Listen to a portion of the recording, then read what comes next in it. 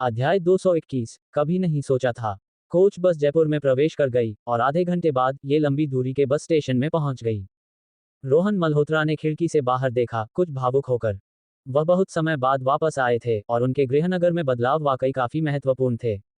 ऐसा लगता था कि जयपुर का विकास तेजी से हो रहा था, हर दिन बदल रहा था, जो द्वितीय श्रेणी के शीर्ष शहरों में से एक और प्रांतीय राजधानी के योग्य था। कोच बस रुक गई और यात्री अपने सामान लेकर एक एक करके उतर गए। यामिनी कश्यप बस से उतरने के बाद इस बात पर झिझक रही थी कि रोहन मल्होत्रा को अलविदा कहें या नहीं। आखिरकार उन्होंने रास्ते में उनकी जान बचाई थी। हालांकि जैसे ही रोहन मल्होत्रा बस से उतरे, उन्होंने केवल एक हल्की मुस्कान दी और मुड़कर चले गए। यामिनी कश्यप कुछ कहना चाहते हुए भी रुक गईं और गुस्से में विपरीत दिशा में चली गईं।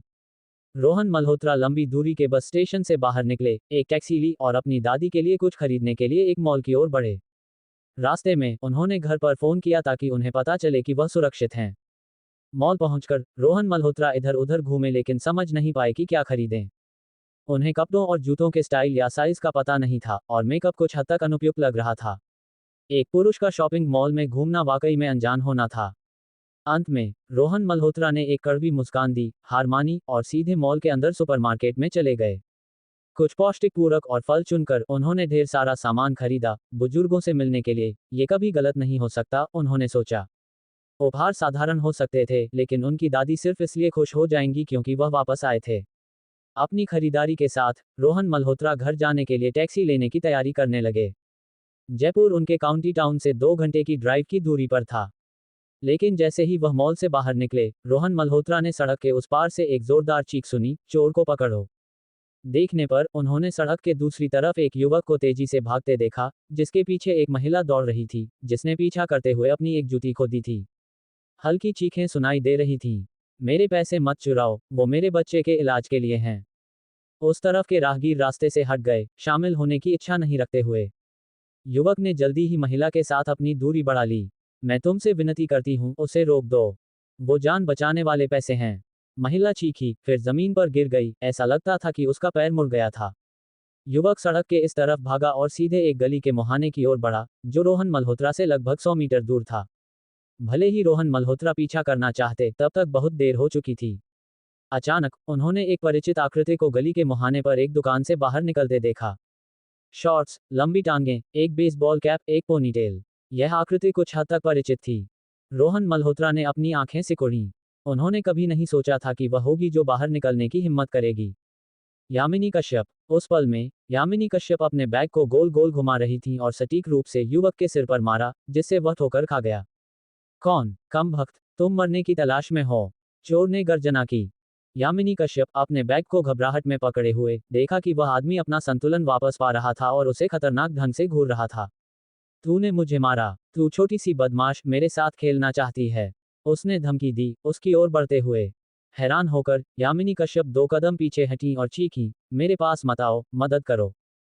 चोर ने स्थिति का फायदा उठाने का इरादा किया था, लेकिन आसपास की भीड़ को देखते हुए उसने थोड़ा संयम बरता, यामिनी कश्यप को एक भयंकर नजर दी और फिर गली की ओर वापस भागा। वहीं रुक, यामिनी कश्यप न जाने कहां से हिम्मत लाकर गली के मुहाने पर उससे पहले दौड़ गईं और अपने बैग को बेतहाशा घुमाया, उसके पैसे वापस कर दो। उनकी आखिरी चीखों में रोने की एक झलक थी। तू बदबूदार बच्ची, मैं देखता हूं तू मरने की तलाश में है, चोर ने ठंडे स्वर में कहा। मौके का फायदा उठाते हुए अचानक उनके बैग को पकड़ लिया, उसे छीन लिया और दूर फेंक दिया। अपने हथियार के बिना यामिनी कश्यप डर से पीछे कूद गईं और मदद के लिए चिल्लाती रहीं। सड़क के इस तरफ जो राहगीर जानते थे कि वह युवक चोर है, वे जल्दी से चले गए, मुसीबत को न्योता नहीं देना चाहते थे।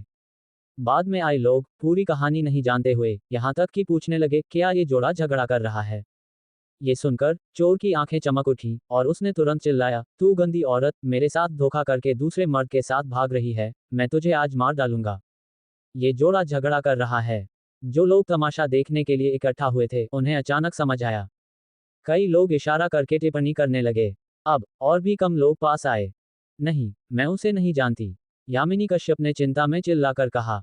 जब तू मेरे पैसे खर्च कर रही थी, तब तो उसे जानती थी, हाँ? बेशर्म औरत, युवक ने ताना मारा, जोर से गाली देते हुए। यामिनी कश्यप स्पष्ट रूप से इस तरह के चालाक बूढ़े कुत्ते के साथ सड़क पर बुद्धि की प्रतिस्पर्धा में कोई मुकाबला नहीं थी। चोर ने यामिनी कश्यप को दीवार के खिलाफ घेर लिया, उसकी आंखें लालच से भरी थीं क्योंकि उसने उनके भरे हुए सीने की ओर हाथ बढ़ाया और उसे जोर से पकड़ लिया। यामिनी कश्यप के पास भागने की कोई जगह नहीं थी और उन्होंने हताशा में अपनी बाहों को लहराया। थप्पड़। एक खरबूजा क्षैतिज रूप से उड़ा, चोर के सिर पर सटीक रूप से फटा, रस हर जगह छलक गया। चोर कई कदमों में लड़खड़ा गया, उसके पैर जैसे लहसुन पर चल रहे हों, लेकिन अंततः वह नहीं गिरा। एक स्ट्रीट लाइट के खंभे के सहारे खुद को स्थिर करते हुए सिर हिलाया। कौन? चोर ने गुस्से में गर्जना की, इधर उधर देखते हुए। यामिनी कश्यप ने भी देखा और तुरंत स्तब्ध रह गईं। रोहन मल्होत्रा आराम से चलते हुए आए, 2 बड़े बैग सामान लिए हुए। ये तुम हो? यामिनी कश्यप इतनी खुश थी कि वह रो सकती थी। दौड़कर रोहन मल्होत्रा के पीछे छिप गईं, उनकी बाह को दोनों हाथों से कसकर पकड़ लिया। यामिनी कश्यप के बारे में रोहन मल्होत्रा वाकई में नहीं जानते थे कि उनके बारे में क्या कहें। यात्रा के दौरान यह महिला बस एक मूर्ख थी, मानसिक रूप से कमजोर और तर्कहीन, लेकिन अभी जिस तरह उन्होंने चोर को पकड़ने के लिए हताश होकर खड़े होने की हिम्मत दिखाई थी, उसने कई पुरुषों से ज्यादा साहस दिखाया था। एक व्यक्ति वाकई में इतना सरल प्राणी नहीं है कि उसे आसानी से आंका जाए।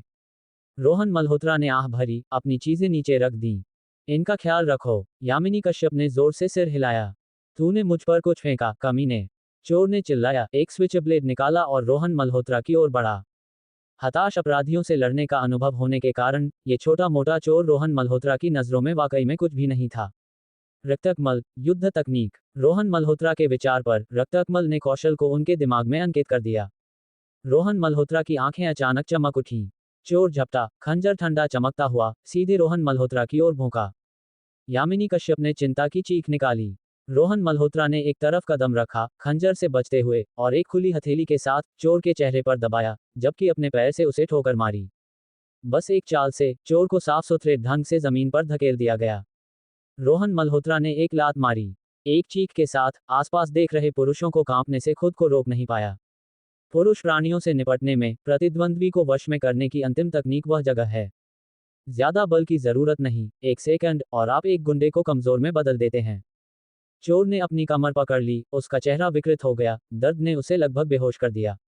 वही है, उसने मेरे जान बचाने वाले पैसे चुराए। महिला आखिरकार पीछे पहुंच गई, लड़खड़ाते हुए और चोर पर झपटते हुए, उन्मत्त रूप से उसे जूझने लगी। आसपास की भीड़ को आखिरकार समझ आया कि क्या हो रहा था, और कुछ उत्साही व्यक्तियों ने आगे बढ़कर चोर को पकड़ने और पुलिस को बुलाने में मदद की। यामिनी कश्यप वहां खड़ी थी, जो देखा उससे स्तब्ध। रोहन मल्होत्रा ने लापरवाही से खंजर लिए चोर को नंगे हाथों से वश में कर लिया था। रोहन मल्होत्रा को फिर से देखते हुए उनकी आंखों में कुछ बदल गया। रोहन मल्होत्रा यामिनी कश्यप के पास गए, सामान उठाया, और उदासीनता से कहा, चलो, अब इसका हमसे कोई लेना देना नहीं है। अगर वे और ज्यादा रुके तो पुलिस आ जाएगी और उन्हें बयान देना होगा और सवालों का जवाब देना होगा, जो परेशानी भरा था। रोहन मल्होत्रा को परेशानी से नफरत थी, वह जल्दी से घर पहुंचने के लिए उत्सुक थे। यामिनी कश्यप ने अपना बैग उठाया और दोनों जल्दी से चले गए। सड़क से परे चलने के बाद उन्होंने आखिरकार अपनी गति धीमी की। यामिनी कश्यप का चेहरा अचानक बदल गया, उन्होंने अपने बैग में एक पल के लिए देखा, उनका चेहरा दुख से भरा था। यह एक आपदा है। अध्याय 222, मुझे दोबारा दिखाई मत देना। रोहन मल्होत्रा डर के मारे उछल पड़े, और आसपास के राहगीर भी मुड़कर देखने लगे। क्या हुआ? रोहन मल्होत्रा ने चिंतित होकर पूछा। यामिनी कश्यप आंसुओं के कगार पर थी जब उन्होंने अपना सेल फोन निकाला। उनका फोन टुकड़े टुकड़े हो गया था और उनके बैग में रखी पानी की बोतल भी फैल गई थी। रोहन मल्होत्रा ने बस उनके हाथ में गीले टुकड़ों का एक गुच्छा देखा। ये तो बस एक फोन है। रोहन मल्होत्रा ने आह भरी, ये सोचते हुए कि यह कुछ और गंभीर बात होगी। बस एक नया ले लो, क्या तुम्हें वाकई एक फोन की इतनी परवाह है? रोहन मल्होत्रा ने कहा।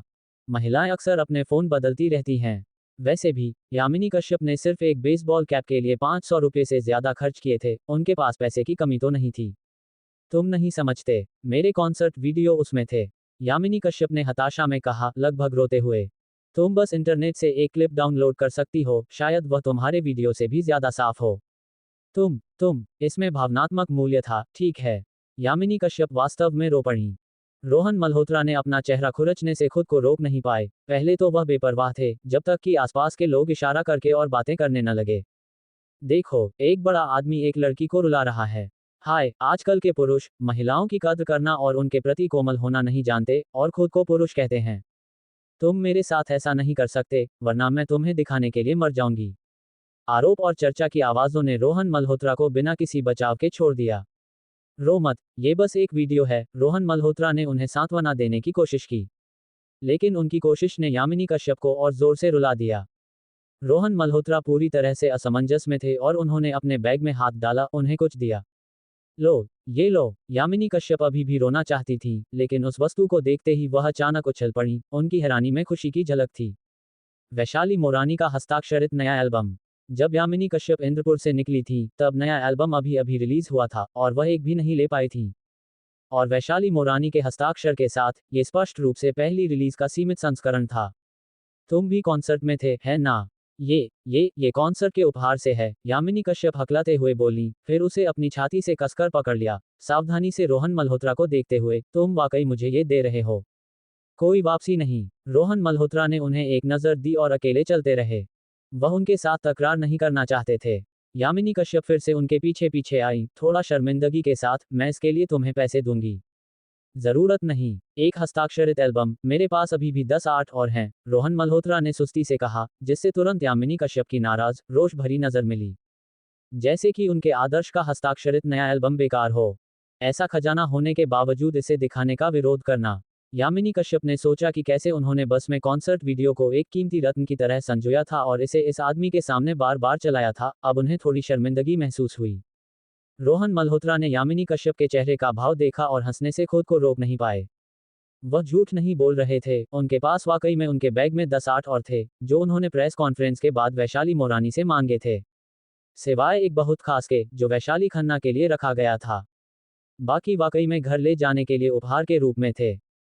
यामिनी कश्यप को यह नहीं पता था। अब वह एक छोटी लड़की की तरह थी जिसे उसका पसंदीदा उपहार मिल गया था, खुशी से उछलते हुए चल रही थी। मेरे पास तुमसे कुछ पूछने के लिए है, रोहन मल्होत्रा ने अचानक कहा। पूछो, मैं बहुत अच्छे मूड में हूँ, यामिनी कश्यप ने कहा, हस्ताक्षरित एल्बम के साथ जुनूनी ढंग से छेड़छाड़ करते हुए। तुमने उस चोर को रोकने के लिए क्यों खड़े होकर हिम्मत दिखाई? रोहन मल्होत्रा ने धीरे से पूछा। बस में, हाईवे डाकू के सामने, यामिनी कश्यप ने कमजोरी, डर और असहायता दिखाई थी, जो कई महिलाओं का सामान्य व्यवहार था। ऐसे व्यक्तित्व को आत्मसंरक्षण की ओर अधिक झुकाव होना चाहिए। ये वीरता का कार्य कैसे हो सकता था? चोरों को पकड़ना भी। रोहन मल्होत्रा हैरान थे और बुदबुदाने से खुद को रोक नहीं पाए, तुम्हें तो बहुत डरपोक होना चाहिए। क्या तुमने उस महिला को नहीं सुना, जिसके पैसे चोरी हुए थे? वह चिल्ला रही थी कि यह जान बचाने वाले पैसे थे। इसलिए, यामिनी कश्यप ने अनजाने में जवाब दिया, इससे पहले कि रोहन मल्होत्रा का आखिरी वाक्य उनकी नाराजगी भड़का दे, उन्होंने गुस्से में जवाब दिया, तुम मुझे डांट रहे हो। रोहन मल्होत्रा ने यामिनी कश्यप के हाथ में हस्ताक्षरित एल्बम की ओर देखा और अपने होंठ सिकुड़े। यामिनी कश्यप का गुस्सा तुरंत ठंडा पड़ गया। मैं एक पत्रकार हूँ। मैंने एक बार ऐसी ही स्थिति पर एक साक्षात्कार किया था, सिवाय इसके कि वह एक पिता थे जिन्होंने बड़ी मुश्किल से जान बचाने वाली सर्जरी के लिए पैसे जुटाए थे और उनका बच्चा ऑपरेशन का इंतजार कर रहा था। फिर रास्ते में किसी ने वह चुरा लिया। वह पिता पूरी तरह से निराश और असहाय थे, डॉक्टरों से सर्जरी करने की भीख मांग रहे थे, लेकिन अस्पताल के नियम थे और डॉक्टर भी असहाय थे। यामिनी कश्यप ने कुछ उदास चेहरे के साथ कहा, अंत में बच्चे को बचाया नहीं जा सका। पिता पागल हो गया और उसने डॉक्टरों और नर्सों पर चाकू से हमला कर दिया। रोहन मल्होत्रा चुप रहे। यह एक त्रासदी थी। हम हमेशा बाद में अस्पताल को दोष देते हैं, समाज को दोष देते हैं, लेकिन अगर हर कोई सड़क पर चोरों का सामना करने से डरता है तो इसका क्या फायदा? यामिनी कश्यप ने गहरी सांस ली, शायद मैं बहुत प्रभावित हो गई थी और मैं अनजाने में बाहर निकल गई। वैसे भी, इसमें डाकुओं का सामना करना शामिल नहीं था। मुझे विश्वास नहीं था कि कोई मेरी मदद के लिए खड़ा नहीं होगा, जैसे तुम जैसा कोई। ये कहने के बाद, यामिनी कश्यप मुस्कुराईं। रोहन मल्होत्रा ने उन्हें गहरी नजर से देखा और उनके बारे में उनकी राय कुछ हद तक बदल गई। बस में, वह कुछ हद तक मूर्ख महिला, जिसमें सार्वजनिक शिष्टाचार की कमी थी, वह भी एक अंतरात्मा वाली महिला थी। लोग वाकई में जटिल प्राणी हैं। इन्हें सरलता से आंकना असंभव है। अपने विचारों से परे, रोहन मल्होत्रा सड़क के किनारे खड़े हुए और एक टैक्सी बुलाई जो जल्द ही आ गई। बस करो, मेरे पीछे पीछे मत आओ, मुझे अब घर जाना है, रोहन मल्होत्रा ने कहा। अरे, और क्या मैं तुम्हें अपने संपर्क में जोड़ सकती हूँ? यामिनी कश्यप ने सक्रिय रूप से पेशकश की। वह अमूल्य हस्ताक्षरित एल्बम को मुफ्त में स्वीकार नहीं करना चाहती थी। आखिरकार, रोहन मल्होत्रा के लिए कॉन्सर्ट में इसे पाने के लिए भाग्यशाली होना आसान नहीं था। यामिनी कश्यप को लगा कि उन्हें इस आदमी को मुआवजा देना चाहिए, भले ही इसका मतलब उन्हें कुछ पैसे जबरदस्ती देना हो। यामिनी कश्यप अपने संपर्क की जानकारी छोड़ना चाहती थी। उन्होंने अपने फोन पर भौहें सिकोड़ी, फिर जल्दी से अपने बैग में टटोला, कागज और पेन ढूंढने की कोशिश की ताकि इसे लिख सकें। कोई कागज या पेन नहीं था। यामिनी कश्यप ने आखिरकार एक आईब्रो पेंसिल और एक रसीद निकाली। लेकिन जब वह खुशी से ऊपर देखी, तो हैरान रह गई कि रोहन मल्होत्रा पहले ही टैक्सी में बैठ चुके थे। अलविदा, नायिका। रोहन मल्होत्रा यात्री सीट पर बैठे थे, मुस्कुराते हुए और उनके लिए हाथ हिलाते हुए। टैक्सी एक भागते हुए घोड़े की तरह तेजी से चली गई, धूल उड़ाते हुए। पीछे सिर्फ धूल का एक निशान छोड़कर। यामिनी कश्यप वहां कुछ देर के लिए स्तब्ध खड़ी रहीं, उनका चेहरा गुस्से से लाल हो गया क्योंकि उन्होंने पैर पटका। चला गया। तुमने मुझे पूरी तरह से नजरअंदाज कर दिया। तुम कमीने, मुझे दोबारा तुमसे नहीं मिलना। यामिनी कश्यप ने गुस्से में चिल्लाया। इस पल तक उन्हें उस आदमी का नाम भी नहीं पता था। उनकी चिढ़ में थोड़ी निराशा की भी झलक थी। रोहन मल्होत्रा कार में बैठे थे और उत्सुक ड्राइवर ने पूछा, क्या वह महिला आपकी दोस्त थी? वह बहुत सुंदर है। रोहन मल्होत्रा बस मुस्कुराए, बिना एक शब्द कहे। कार तेज थी। वह लगभग घर पहुंच चुके थे और रोहन मल्होत्रा खुश थे। पता नहीं दादी कैसी हैं, मैं इतने समय बाद घर आया हूँ, हर महीने सिर्फ एक फोन कॉल, वाकई में बहुत बेकार हूँ। रोहन मल्होत्रा ने खुद को गहराई से दोषी ठहराया। अभी तक कुछ हासिल न कर पाने के कारण उन्हें अपने रिश्तेदारों से मिलने में शर्मिंदगी महसूस होती थी। लेकिन अब कम से कम वह, रोहन मल्होत्रा, लाखों की कीमत के थे। रोहन मल्होत्रा खुद से प्रसन्न थे। हालांकि उस पल मल्होत्रा परिवार के घर में, वहां उत्सव का माहौल नहीं था जैसा कि एक बड़े उत्सव के लिए होना चाहिए। इसके बजाय वहां उदासी का माहौल था। अध्याय 223, जान बचाने के लिए पैसे जुटाओ। 180 वर्ग मीटर के एक अपार्टमेंट में, जो उत्तर और दक्षिण दोनों ओर से रोशनी से नहाया हुआ था, मल्होत्रा परिवार के सभी सदस्य एक जगह इकट्ठा थे। इस समय चौड़े सोफे के बीच में एक बुजुर्ग महिला बैठी थी, जिनके बाल बर्फ जैसे सफेद थे और आंखें चमक रही थी, रोहन मल्होत्रा की दादी, ललिता देवी। कुछ लोग 70 की उम्र में बहरे और अंधे हो जाते हैं, लेकिन यह 88 साल की बुजुर्ग महिला अभी भी तनकर खड़ी थी और उत्साह से भरी थी। अब तक वह मल्होत्रा परिवार की रीढ़ थी। बुजुर्ग महिला ने अपनी जवानी में मार्शल आर्ट्स का अभ्यास किया था और आज भी वह हर सुबह और शाम को योगासनों का एक हिस्सा करती थी। रोहन मल्होत्रा के दादाजी के निधन के बाद उन्होंने अकेले ही 4 बेटों और 2 बेटियों को बड़ा किया था और अब परिवार 4 पीढ़ियों तक एक छत के नीचे फैला हुआ था। सोफे के दोनों तरफ बुजुर्ग महिला के बच्चे बैठे थे। उनके 4 बेटों का नाम मल्होत्रा पीढ़ी से था, जिनके नाम का आखिरी अक्षर क्रमशः रोहित, रमेश, राहुल और रजत था। रोहित मल्होत्रा, रमेश मल्होत्रा, राहुल मल्होत्रा और रजत मल्होत्रा रोहन मल्होत्रा के पिता रमेश मल्होत्रा थे। इसके अलावा ललिता देवी की 2 बेटियां भी थीं, राधिका शर्मा और रंजना वर्मा। मल्होत्रा परिवार के पास पहले एक पुराना मकान था, एक छोटा सा चौराहा वाला घर, जो बड़े परिवार के जीवन से भरा हुआ था। हाल के वर्षों में शहरी नवीकरण के दौरान पुराना घर ध्वस्त कर दिया गया और उन्हें 7 अपार्टमेंट के साथ मुआवजा दिया गया। बुजुर्ग महिला ने निष्पक्ष निर्णय लिया, प्रत्येक बच्चे को लिंग की परवाह किए बिना एक अपार्टमेंट आवंटित किया। बाकी बचा अपार्टमेंट बुजुर्ग महिला ने अपने पास रखा, ताकि पारिवारिक विवादों से बचा जा सके। ये वही अपार्टमेंट था जिसमें वे अब थे। बच्चों ने अपनी मां की दैनिक जिंदगी और भोजन की देखभाल के लिए एक नौकरानी रखी थी। वे पास में ही रहते थे ताकि जरूरत पड़ने पर तुरंत आ सकें। 2 दिन बाद ललिता देवी का 88वां जन्मदिन था। लेकिन इस समय रोहन मल्होत्रा की पिता की ओर से उनकी चाची रो रही थी और आंसू पोंछ रही थी। रजत, चौथा चाचा, चुपचाप एक के बाद एक सिगरेट पी रहा था।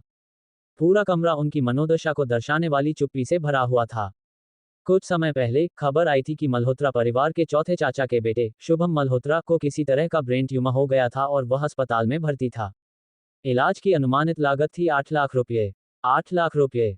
इतनी बड़ी राशि जयपुर शहर के एक मध्यम वर्गीय परिवार को कुचल सकती थी। जब तक कि वे अपनी संपत्ति न बेच दें, इस पैसे को जुटाने का कोई दूसरा रास्ता नहीं था। रजत और उनकी पत्नी अपने बेटे से मिलने का खर्च भी नहीं जुटा पा रहे थे। उन्होंने अपनी सारी बचत निकाल ली थी, लेकिन 3 लाख रुपए से ज्यादा नहीं जुटा पाए। वे अभी भी 8 लाख रुपए की जरूरत से 5 लाख रुपए पीछे थे। पूरी तरह से विकल्पहीन, बुजुर्ग महिला ने एक बैठक बुलाने का फैसला किया। मल्होत्रा परिवार छोटा नहीं था, वे कैसे बस अपने एक पोते को बीमारी से मरते हुए देख सकते थे। मौजूद सभी लोग चुप थे। ये राशि कोई छोटी रकम नहीं थी। इसे जुटाने के लिए 2 बहुओं को छोड़कर प्रत्येक परिवार को कम से कम 1 लाख रुपए का योगदान देना होगा। और इस पैसे की वापसी अनिश्चित थी, शायद ये कभी वापस न मिले। तब दूसरों की जिंदगी कैसे चलेगी? यह पारिवारिक रिश्तों की कमजोरी की बात नहीं थी, बल्कि वास्तविकता की कठोरता थी। सब लोग बोलो, शुभम मेरा पोता है और तुम्हारा भतीजा है। उसे अब जान बचाने के लिए इलाज के लिए पैसे चाहिए। तुम बस पीछे बैठकर कुछ नहीं कर सकते, ललिता देवी ने कहा। उनका चेहरा अभी भी अपेक्षाकृत शांत था, क्योंकि उन्होंने अपने बेटों और बहुओं, बेटियों और दामादों से भरे कमरे को देखा। थोड़ी देर की चुप्पी के बाद रोहन मल्होत्रा के पिता रमेश मल्होत्रा पहले बोले, मेरे पास कुछ 10,000 रुपये नकद हैं और 1 लाख रुपये की सावधि जमा है, मैं इसे पूरा निकाल सकता हूँ। जान सबसे महत्वपूर्ण है, पहले इलाज शुरू करवाओ। रोहन मल्होत्रा की मां, लक्ष्मी मल्होत्रा, ने सहमति में सिर हिलाया, बिना कोई विरोधी शब्द कहे। ललिता देवी ने अपने दूसरे बेटे के परिवार को देखा, उन्हें आश्वस्त महसूस हुआ। रमेश, उनका दूसरा बेटा, अपनी दयालुता और ईमानदारी के लिए जाना जाता था, और उनकी पत्नी गुनी थी। उनके व्यक्तित्व ने उनके बेटे, रोहन मल्होत्रा, को भी प्रभावित किया था, जो ऐसा ही था, जो बुजुर्ग महिला को बहुत पसंद था। बात करें तो मल्होत्रा भाई अब युवा नहीं थे। उस समय के वर्ग स्थिति के मुद्दों के कारण उन्होंने ज्यादा साल तक स्कूल नहीं पढ़ा था और वे सरकारी उद्यमों में कर्मचारी नहीं थे। हालांकि अब वे सभी विशाल अपार्टमेंट में रहते थे, लेकिन सालों से उनके खर्चे केवल छोटे मोटे काम और अस्थायी श्रम पर निर्भर थे। उन्हें अपने बच्चों की पढ़ाई का भी समर्थन करना पड़ता था, इसलिए उनके पास ज्यादा पैसे नहीं थे। सबसे अच्छा करने वाला तीसरा भाई का परिवार था, जो केवल एक छोटा व्यवसाय चला रहा था। मैंने इस साल तीसरे भाई के नक्शे कदम पर चलकर एक छोटा व्यवसाय शुरू किया। मेरे ज्यादातर पैसे उसमें हैं और मेरे पास ज्यादा नकदी नहीं है, शायद सिर्फ 30,000। जैसे ही रोहन मल्होत्रा के बड़े चाचा बोलना शुरू किए, उनकी पत्नी ने समय पर खांसा। लगभग 20,000, बड़े चाचा ने खुद को सुधार लिया। ललिता देवी ने बड़े चाचा के परिवार को बिना किसी भाव के चेहरे से देखा। सबसे कंजूस परिवार के लिए 20,000 जुटाना मुश्किल था। हम कुछ 10,000 जुटा सकते हैं, रोहन मल्होत्रा के तीसरे चाचा ने शांतिपूर्वक कहा। इसने ललिता देवी को आश्चर्यचकित कर दिया। राहुल मल्होत्रा चतुर और लाभ प्रधान थे, उनमें व्यवसाय की हड्डी थी, बड़े चाचा से कम कंजूस नहीं थे। हालांकि रजत और उनकी पत्नी, आपको हमारे लिए एक उधारपत्र पर हस्ताक्षर करना होगा। आपके हाथ में इतनी बड़ी घटना के साथ, हम आपसे जल्दी चुकाने की हड़बड़ी में नहीं हैं। मैंने सुना है कि आपका पुराना स्थान ध्वस्त होने वाला है। शायद कुछ सालों में आपके पास पैसे होंगे। यह बाधा तब ज्यादा नहीं लगेगी। हम सब रिश्तेदार हैं, ब्याज की कोई जरूरत नहीं है ना? रोहन मल्होत्रा की तीसरी चाची बड़बड़ाई। वह हमेशा हिसाब किताब करने वाली थी और बोलने से पहले नहीं सोचती थी, अपनी रणनीतिक सोच को बाहर निकाल देती थी। तुम्हें ऐसा क्यों कहना पड़ा? रोहन मल्होत्रा के तीसरे चाचा ने तुरंत उसे गुस्से से घूरा, खुद पर नाराज होकर कि उसने इन बातों को इस महिला के साथ साझा किया था। एक चालाक हिसाबी, एक साधारण सी महिला। मैंने ये रजत और उनकी पत्नी को सुकून देने के लिए कहा। तीसरी चाची ने असंतुष्ट होकर विरोध किया। तीसरी दीदी, हमारा परिवार इस हालत में है और तुम हमें सुकून देने की बात करती हो। चौथी चाची चिल्लाई। बस करो। ललिता देवी ने थोड़ा भौहें चढ़ाईं और धीमी आवाज में डांटा। किसी को बचाने के लिए पैसे जुटाना ही सब कुछ था। उनके पास न तो इन बेतुके ड्रामों से निपटने की रुचि थी और न ही ऊर्जा। बुजुर्ग महिला ने अपनी बेटी और दामाद की ओर देखा। दोनों परिवारों ने संकेत दिया कि वे 50,000 रुपये दे सकते हैं। अपनी बेटी का इतना करना सराहनीय था, लेकिन कुल मिलाकर 3 लाख रुपये से कम था, अभी भी 2 लाख रुपये की कमी थी। ललिता देवी ने आह भरी, उनकी आंखें आधी बंद थीं, कुछ थकी हुई दिख रही थीं। मेरे पास और 20,000 हैं। अगर वाकई में जरूरत पड़ी, मुझे ये घर बेचना होगा। मैं आप लोगों के साथ बारी बारी से रह सकती हूँ। ये ठीक रहेगा। हम बांट लेंगे और माँ हमारे साथ बारी बारी से रह सकती हैं। तीसरी चाची ने चाहते हुए कहा, अपनी खुशी को छिपा नहीं पाई। अपना मुंह बंद करो। तीसरे चाचा ने घूरकर और तीखेपन से कहा, अपनी माँ को मनाने की कोशिश की। माँ, संपत्ति की कीमतें अभी भी बढ़ रही हैं, अभी बेचने का अच्छा समय नहीं है। कम से कम 2 साल रुकें, वरना हमें बहुत नुकसान होगा। एक व्यवसाय आखिरकार व्यवसाय होता है और स्पष्ट देख सकता है। रोहन मल्होत्रा के बड़े चाचा और उनकी पत्नी ने एक दूसरे को देखा और जल्दी से सहमति में सिर हिलाया। रोहन मल्होत्रा के पिता ने भौहें चढ़ाने से खुद को रोक नहीं पाए और फिर आह भरी। माँ, चिंता मत करो, ज्यादा परेशान मत हो। हमें बस 20,000 की कमी है ना? रोहन और छोटी पीढ़ी कल तक लगभग इकट्ठा हो जाएगी। आजकल ये युवा लोग काफी अच्छा कर रहे हैं। मिलकर उनके पास पर्याप्त होना चाहिए। रोहन मल्होत्रा के पिता, रमेश मल्होत्रा, ने देखा कि रोहन मल्होत्रा के बड़े चाचा का परिवार और तीसरे चाचा का परिवार बोलना शुरू कर रहे थे, लेकिन रमेश मल्होत्रा ने उन्हें तीखेपन से रोक दिया। जब अपने बच्चों की तारीफ करने की बात आती है, तो आप सब उनकी प्रशंसा करते हैं, चाहे वह प्रमोशन हो या घर और गाड़ियां खरीदना। क्या अब वे यह नहीं कर सकते? मैं आपको बता दूं, एक बार जब सभी लोग यहाँ हों, रोहन मल्होत्रा सबसे पहले योगदान देगा। मेरा बेटा काबिल है, रमेश मल्होत्रा ने गर्व के साथ, ठंडी हंसी के साथ कहा। अचानक, यहाँ तक कि कंजूस बड़े चाचा का परिवार और हिसाबी राहुल का परिवार भी चुप हो गया। उन्हें इस बात की परवाह नहीं थी कि वे अपने जीवन में कितना कंजूसी करते हैं या हिसाब करते हैं, या अगर दूसरे उन पर हंसते हैं। लेकिन अपने बच्चों को कम आंकना अस्वीकार्य था। माता पिता के रूप में कौन नहीं चाहेगा कि उनके बच्चे सफल हों और उनकी प्रशंसा हो। वे कभी भी ऐसा कुछ नहीं कहेंगे जो उनकी कीमत को कम कर सके। इस बार किसी ने विरोध नहीं किया, तो ये तय रहा। ललिता देवी ने मुस्कुराकर और रमेश मल्होत्रा की ओर सिर हिलाया। दूसरे बेटे का विचार अच्छा था। यह मौजूदा मुश्किलों को हल करेगा और पोतों को यह दिखाने का मौका भी देगा कि वे कितना अच्छा कर रहे हैं। हालांकि रोहन के पास शायद ज्यादा पैसे न हो, बुजुर्ग महिला सोचने से खुद को रोक नहीं पाई। मेरे पास कुछ बचत है, मैं उसे बाद में दूंगी। लड़का सम्माननीय है, मैं उसे शर्मिंदगी नहीं उठाने दूंगी। ये तय होने के साथ ये फिलहाल तय हो गया। रोहन मल्होत्रा की चौथी चाची, जो रो रही थी, और उनके चौथे चाचा, जिनका चेहरा चिंतित था, आखिरकार थोड़ा राहत महसूस करने लगे। ललिता देवी खड़ी हुई और सबको जाने का इशारा किया। आपके लिए बिखर जाओ। जब कल सभी लोग यहाँ हों, हम जान बचाने के लिए पैसे जुटाएंगे। महान मल्होत्रा परिवार के पास ऐसी बाधाएं नहीं हो सकती जिन्हें हम पार न कर सकें, है ना? अध्याय 224। मैं वापस आ गया हूँ। जब रोहन मल्होत्रा घर पहुंचे, उनके माता पिता, रमेश मल्होत्रा और उनकी पत्नी भी अभी अभी लौटे थे। परिवार लगभग एक क्रम में दरवाजे से अंदर आया। अपने बेटे को देखकर रोहन मल्होत्रा की मां, लक्ष्मी मल्होत्रा, विशेष रूप से प्रसन्न दिखी, और उनके पिता, रमेश मल्होत्रा, के चेहरे पर भी मुस्कान थी। उन्होंने पहले से ही सामग्री तैयार कर रखी थी, अपने बेटे के लिए स्वागत भोज देने की प्रतीक्षा में। जैसे ही रोहन मल्होत्रा पहुंचे, लक्ष्मी मल्होत्रा ने कुछ शब्दों से ज्यादा बात नहीं की और तुरंत खाना बनाने लगी, और कुछ ही समय में मेज पर व्यंजनों का ढेर तैयार हो गया। भोजन तैयार होने पर लक्ष्मी मल्होत्रा ने पिता और पुत्र को खाने के लिए बुलाया, जबकि उन्होंने एक हिस्सा पैक किया ताकि बुजुर्ग महिला के लिए ले जा सकें।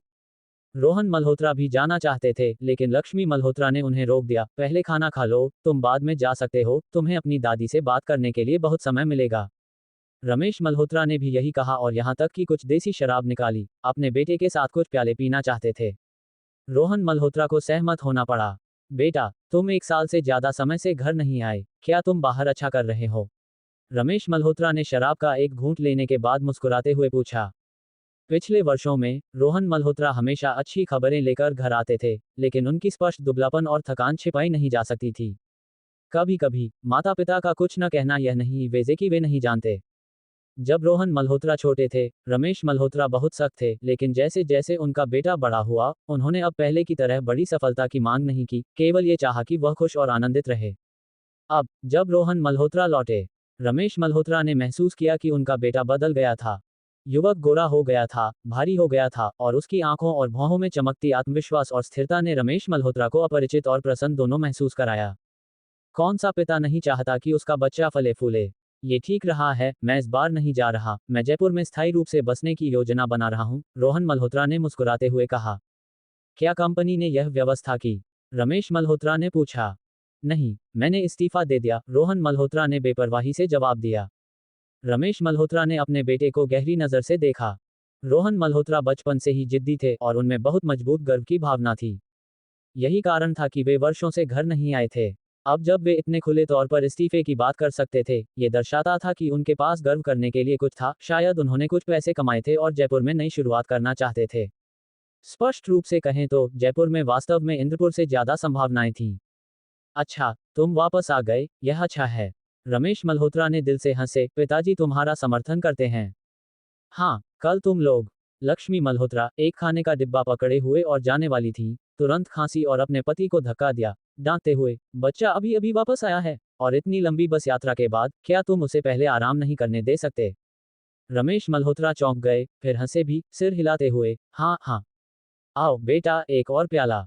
जरूर। रोहन मल्होत्रा ने अपना गिलास उठाया, अपने पिता के साथ टकराया। पिताजी के मन में कुछ है। रोहन मल्होत्रा ने अपने आप से सोचा, लेकिन आगे सवाल नहीं किया। हालांकि जैसे ही उनकी जिज्ञासा जगी, रक्तकमल की आवाज तुरंत गूंजी। सिस्टम की तीसरी सहायता कार्यक्षमता सक्रिय। प्रारंभिक स्तर सूक्ष्म भाव विश्लेषण सिस्टम प्रारंभ। चेहरे का व्यवहार कोड सिस्टम सक्रिय विश्लेषण कर रहा है। शारीरिक भाषा कोड सिस्टम प्रारंभ विश्लेषण कर रहा है। बस। रोहन मल्होत्रा ने मानसिक रूप से रोकने का आदेश दिया और रक्तकमल का विश्लेषण तुरंत बंद हो गया। अगर पिताजी को कुछ कहना है और वे अभी कहना नहीं चाहते, तो इसके पीछे कोई कारण होगा।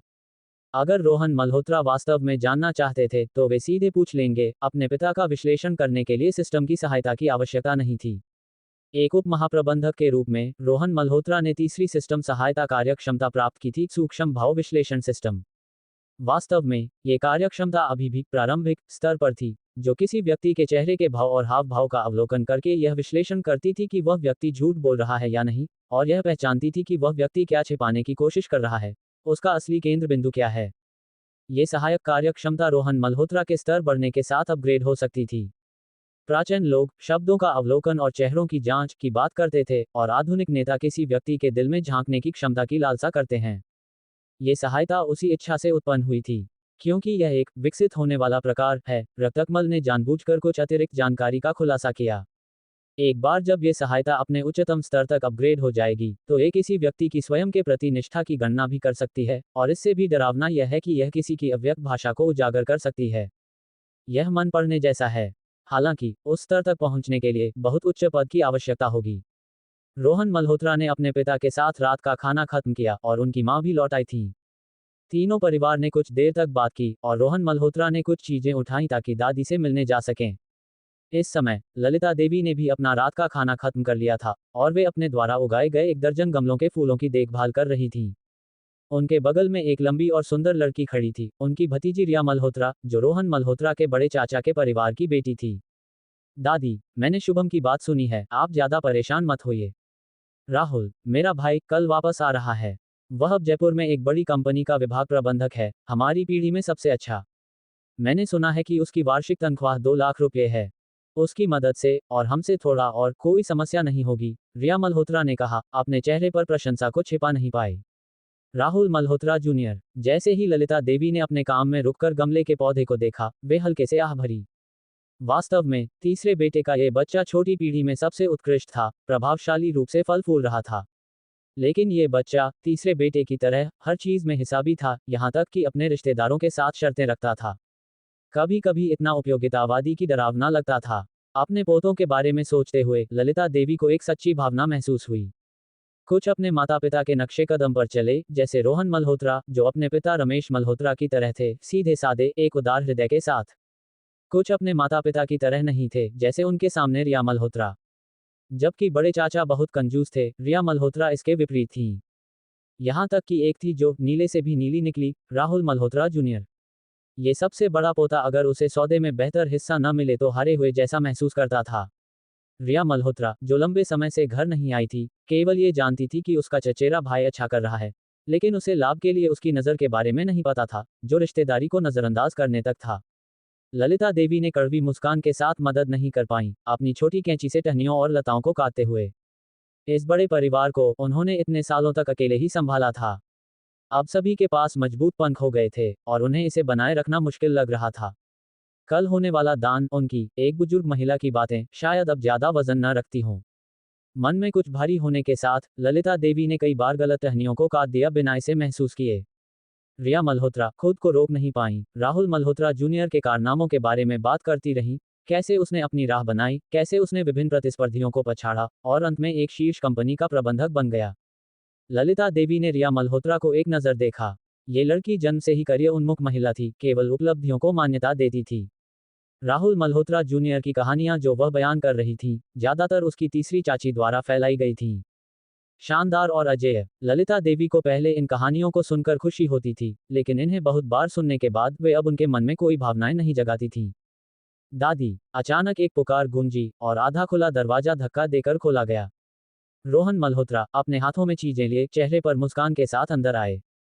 ये देखकर कि रिया मल्होत्रा भी वहां थी, उन्होंने विनम्र मुस्कान के साथ उनके प्रति सिर हिलाया। रिया दीदी। रोहन, तुम वापस आ गए। रिया मल्होत्रा चौंक गईं, उनका अभिवादन सामान्य था क्योंकि उन्होंने सिर हिलाया। दूसरी ओर ललिता देवी ने अपनी कैंची नीचे रखी और खुशी के साथ उनका स्वागत किया। तुम छोटे, हमेशा घर से दूर, इस बार आखिरकार वापस आ गए। बुजुर्ग महिला की आंखों में स्नेह भरी नजर ने रोहन मल्होत्रा के दिल को गर्म कर दिया। रिया मल्होत्रा ने रोहन मल्होत्रा को तटस्थ नजर से देखा। मेरा ये चचेरा भाई यहाँ बाहर जैसे तैसे गुजारा कर रहा है, उन्होंने सोचा। रोहन मल्होत्रा के ताज़ा धुले सफ़ेद कपड़े ने रिया मल्होत्रा से कुछ दया जगाई। राहुल भाई की 2 लाख रुपये की वार्षिक तनख्वाह से तुलना करने की तो बात ही नहीं, मेरी लगभग 10,000 रुपये की मासिक तनख्वाह भी इससे कहीं बेहतर लगती है। अध्याय 225। राहुल मल्होत्रा की पत्नी का विचार। रोहन मल्होत्रा को देखकर ललिता देवी बहुत खुश थीं। रोहन मल्होत्रा भी ये देखकर प्रसन्न थे कि दादी अच्छे उत्साह में थीं। महिलाएं बैठ गईं और गर्मजोशी से बातचीत करने लगीं, जिससे रिया मल्होत्रा को थोड़ी जलन हुई। रिया मल्होत्रा ने चुपचाप रोहन मल्होत्रा को देखा, आत्ममंथन करते हुए। मेरा ये चचेरा भाई इतने लंबे समय तक बाहर रहने के बाद घर नहीं लौटा। ये समझ में आता है कि बुजुर्ग महिला उसे याद करती हैं। शुभम की स्थिति को देखते हुए रोहन मल्होत्रा के व्यवहार से लगता है कि उससे मदद की उम्मीद करने का कोई मतलब नहीं है। कोई बात नहीं, मेरे भाई राहुल मल्होत्रा जूनियर के रहते हमें रोहन मल्होत्रा के योगदान की कमी नहीं खलेगी। जब तक वह दादी को खुश कर सकता है, उसकी वापसी की यात्रा व्यर्थ नहीं जाएगी। इस तरह सोचकर रिया मल्होत्रा को सुकून महसूस हुआ और वह फल परोसने और चाय डालने में बहुत उत्साह दिखाने लगी। रिया, व्यस्त होना बंद करो और थोड़ा आराम करो, रोहन मल्होत्रा ने मुस्कुराते हुए कहा।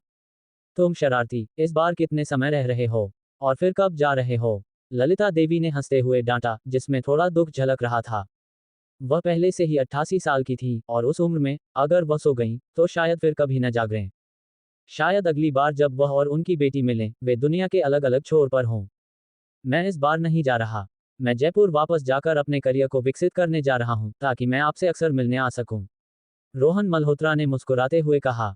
सचमुच, ये बहुत अच्छा है। ललिता देवी बहुत प्रसन्न थीं।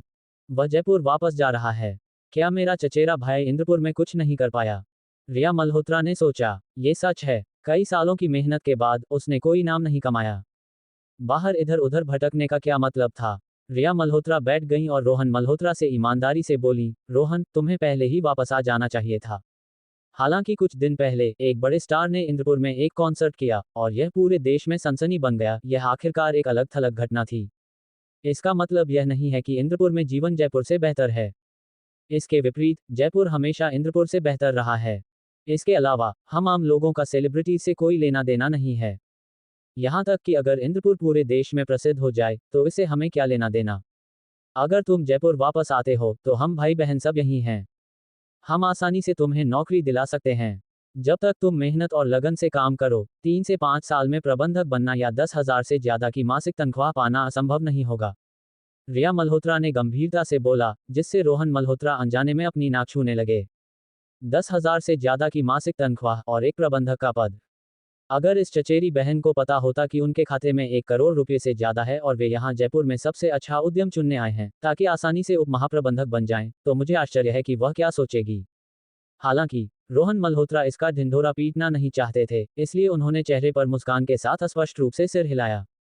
ललिता देवी ने रोहन मल्होत्रा को कुछ संदेह के साथ देखा।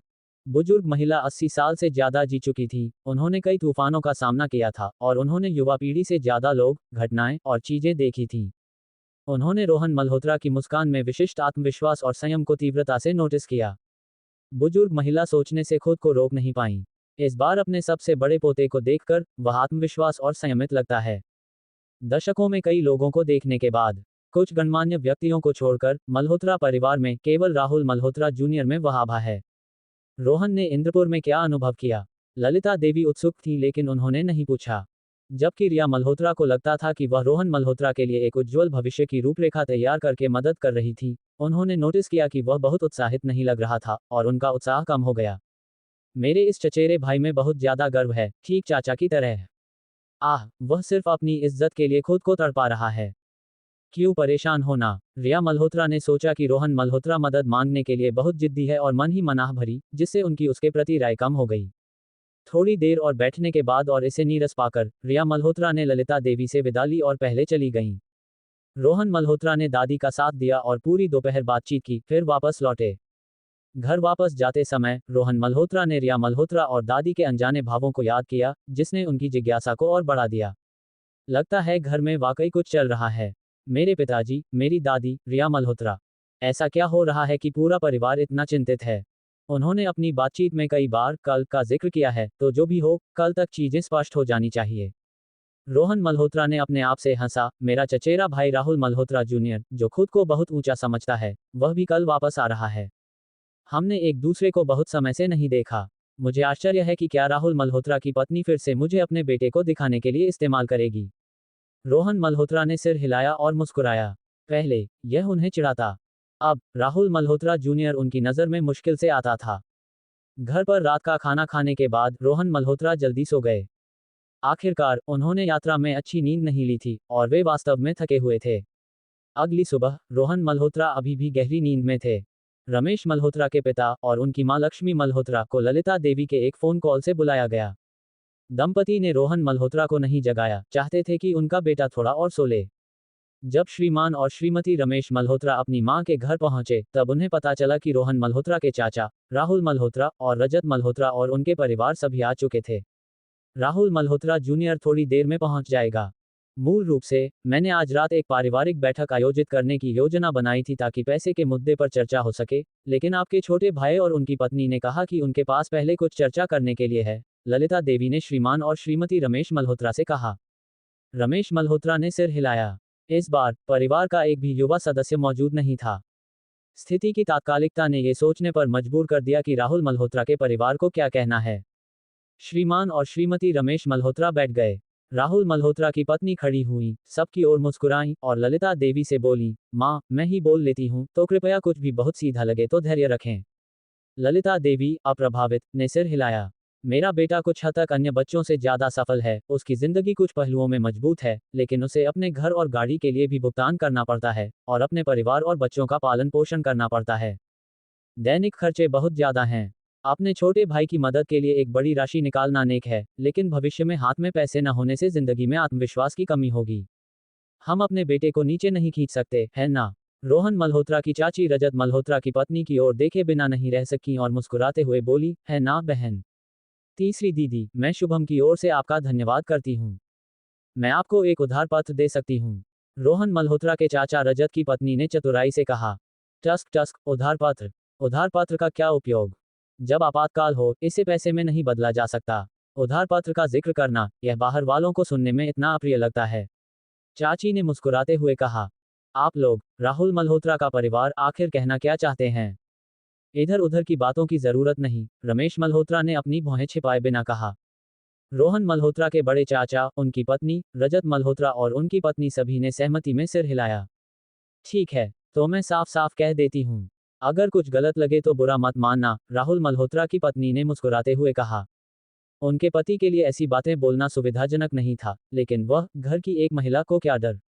माँ ने इस अपार्टमेंट को बेचने की बात नहीं कही थी। मैं कहती हूँ कि इसकी कोई जरूरत नहीं है। क्या हमारा बड़ा परिवार इस राशि को इकट्ठा नहीं कर सकता? लेकिन ये सच है कि पैसा खर्च करना चाहिए, ये बिना रिटर्न के नहीं होना चाहिए। आप सब सहमत हैं, है ना? राहुल मल्होत्रा की पत्नी ने चारों ओर देखा, ललिता देवी की ओर मुस्कुराते हुए। माँ की उम्र अब कम नहीं हो रही। एक दिन, जब उनका समय आएगा, तो यह अपार्टमेंट आप भाइयों में बंट नहीं जाएगा। मैं जो प्रस्ताव दे रही हूँ वह ये है कि अपार्टमेंट की मौजूदा बाजार मूल्य को शेयरों के रूप में माना जाए। हम अपार्टमेंट नहीं बेचते, बल्कि रजत मल्होत्रा के परिवार से नकद में संबंधित शेयर खरीदते हैं। यह एक पत्थर से दो निशाने मारने जैसा है। अपना मन खोलकर बोलने के बाद राहुल मल्होत्रा की पत्नी की आंखें प्रत्याशा से चमक रही थीं। परिवार के सदस्य, जो बिक्री से नुकसान होने से डरते थे, ने ऐसा शानदार विचार निकाला था। बिल्कुल, बिल्कुल। रोहन मल्होत्रा के बड़े चाचा और उनकी पत्नी ने एक दूसरे को देखा, स्पष्ट रूप से ललचाए हुए। आखिरकार, शेयरों को जल्दी सेटल करना सभी को सुकून देगा, और रजत मल्होत्रा के परिवार को दिए गए पैसे बर्बाद नहीं लगेंगे। वास्तव में एक शानदार विचार। रोहन मल्होत्रा के चाचा रजत और उनकी पत्नी थोड़े नाराज थे, लेकिन अपने बच्चे की जान दांव पर होने के कारण वे खुलकर असहमति नहीं जता सकते थे। केवल रमेश मल्होत्रा, रोहन मल्होत्रा के पिता, के चेहरे पर नाराजगी का भाव था। माँ अभी जीवित हैं, और फिर भी आप उनकी संपत्ति को बांटने की सोच रहे हैं। रमेश मल्होत्रा डांटने के कगार पर थे। ऐसा ही हो, अचानक ललिता देवी बोली, उनकी आवाज लंबी और शक्तिहीन थी। रमेश मल्होत्रा बोलने ही वाले थे लेकिन फिर रुक गए। दरवाजे के बाहर हलचल हुई। एक सूट और चमड़े के जूतों में एक युवक, ऊर्जा से भरपूर, अंदर आया। राहुल मल्होत्रा जूनियर वापस आ गया था। अध्याय 226, मैं तुम्हें सफल नहीं होने दूंगा। राहुल मल्होत्रा जूनियर वापस आया, उसके पीछे एक महिला सहायक थी जो बड़े और छोटे पैकेज लिए हुए थी।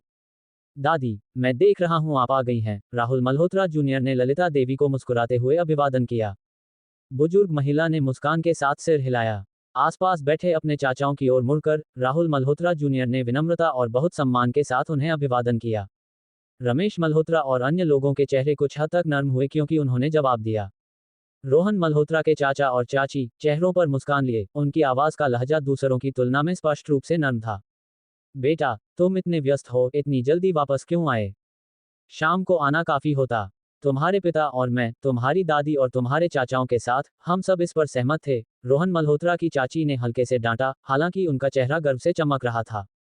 जब बात सबसे होनहार पोते, भतीजी या भतीजे की आए और मुसीबत के समय में परिवार किस पर भरोसा कर सकता है, तो क्या वह उनका बेटा राहुल मल्होत्रा जूनियर नहीं था? माँ, घर में इतना बड़ा मुद्दा उठने पर मुझे तो जल्दी वापस आना ही था मदद के लिए। अगर परिवार अपने लोगों की मदद नहीं करता तो बाहरी लोग हम पर हंसेंगे। राहुल मल्होत्रा जूनियर ने धार्मिकता से कहा, उनके शब्द कानों को सुहाने वाले थे। कई चाचाओं ने बार बार सिर हिलाया। सक्षम होना वाकई में फर्क डालता है। देखो ये बच्चा कितनी अच्छी तरह बोलता है। रमेश मल्होत्रा का चेहरा भी कुछ हद तक बेहतर दिखने लगा। और यह युवती कौन है?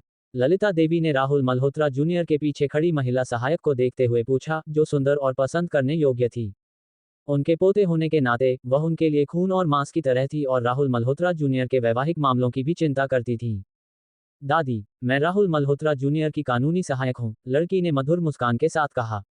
इसके अलावा वह पहले से ही राहुल मल्होत्रा जूनियर के साथ बिस्तर साझा कर चुकी थी।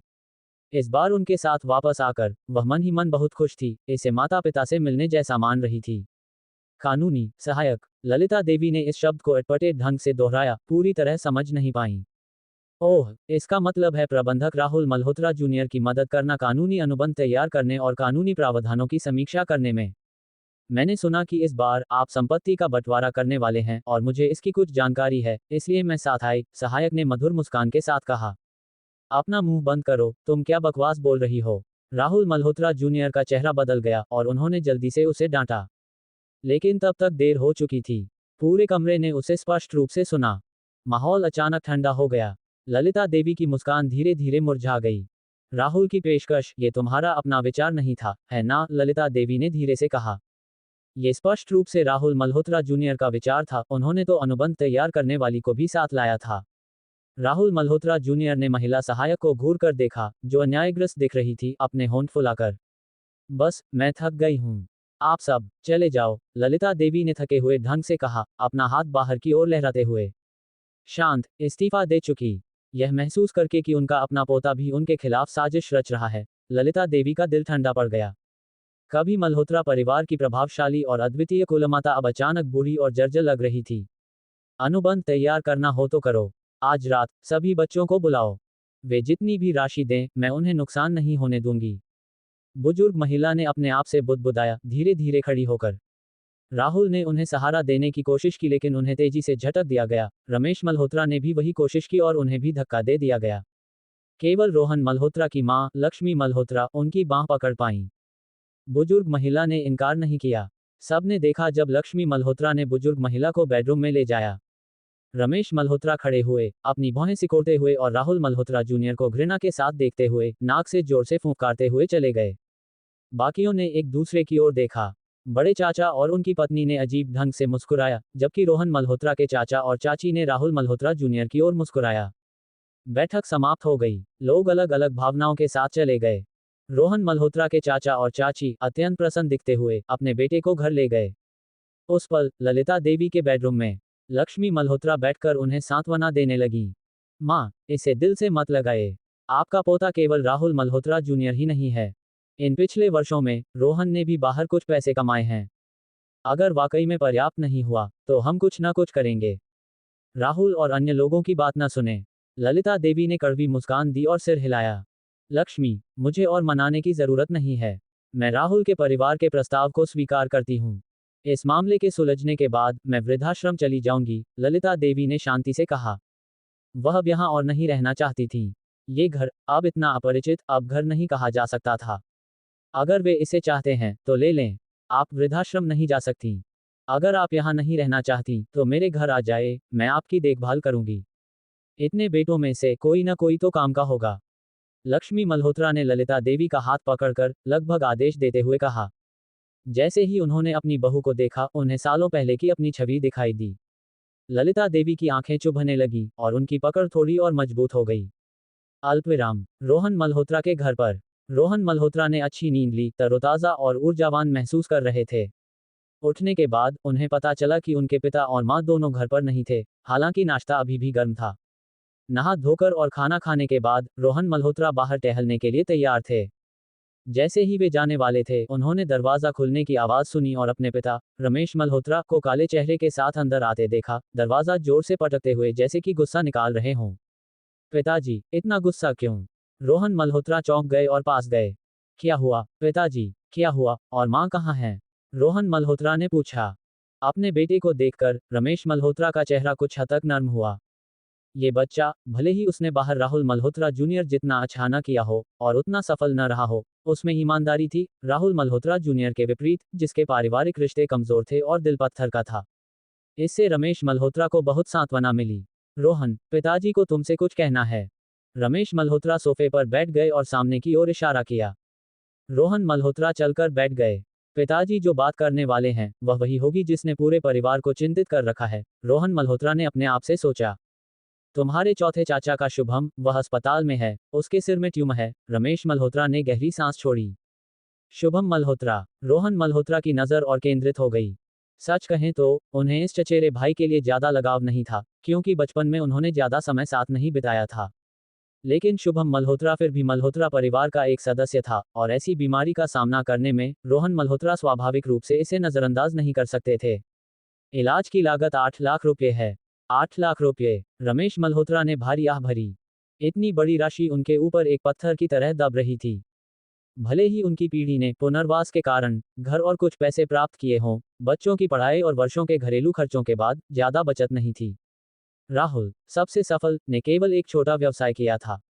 ऐसा लगता था कि युवा पीढ़ी बेहतर थी। इन दिनों तुम्हारे चौथे चाचा और चाची हर जगह पैसे की तलाश कर रहे हैं, और हमने भी कुछ योगदान दिया, लेकिन अभी भी 2 लाख रुपए की कमी है। मूल रूप से हमने सोचा था कि युवा पीढ़ी से योगदान मांगा जाए। इस बिंदु पर रमेश मल्होत्रा की सांसें गुस्से से भारी हो गईं, लेकिन अभी तुम्हारे तीसरे चाचा और चाची ने हमें एक बैठक के लिए बुलाया और उन्होंने तुम्हारी दादी के घर पर नजर डालने की हिम्मत की। इसे जल्दी बांटना चाहते थे और यहां तक कि शेयरों के आवंटन की बात की। प्रत्येक परिवार से दान किए गए पैसे का उपयोग तुम्हारे चौथे चाचा के शेयर को खरीदने के लिए। क्या तुम विश्वास कर सकते हो? ऐसी चालाक साजिश, रमेश मल्होत्रा ने कहा, गुस्से से लगभग फट पड़ने को। रोहन मल्होत्रा की भौहें थोड़ा सिकुड़ गईं और उनकी नजर बर्फ की तरह ठंडी हो गई। अभी राहुल मल्होत्रा जूनियर वापस आया और उसके शब्दों से, मैंने सोचा कि यह बच्चा राहुल की तरह नहीं है, धन के प्रति इतना जुनूनी। रमेश मल्होत्रा ने तंज कसा, लेकिन वास्तव में यह विचार पूरी तरह से उसका था। उसने तो एक वकील भी साथ लाया था। सचमुच, जैसा बाप वैसा बेटा, राहुल ने वाकई एक शानदार बेटा पाला है। रमेश मल्होत्रा ने गुस्से में कहा। राहुल मल्होत्रा जूनियर है ना? वह व्यक्ति जो बचपन में मुझ, रोहन मल्होत्रा, को सबसे ज्यादा तंग करता था। और अब वह मेरी दादी को तंग कर रहा है। रोहन मल्होत्रा की आंखें बर्फ की तरह ठंडी थीं।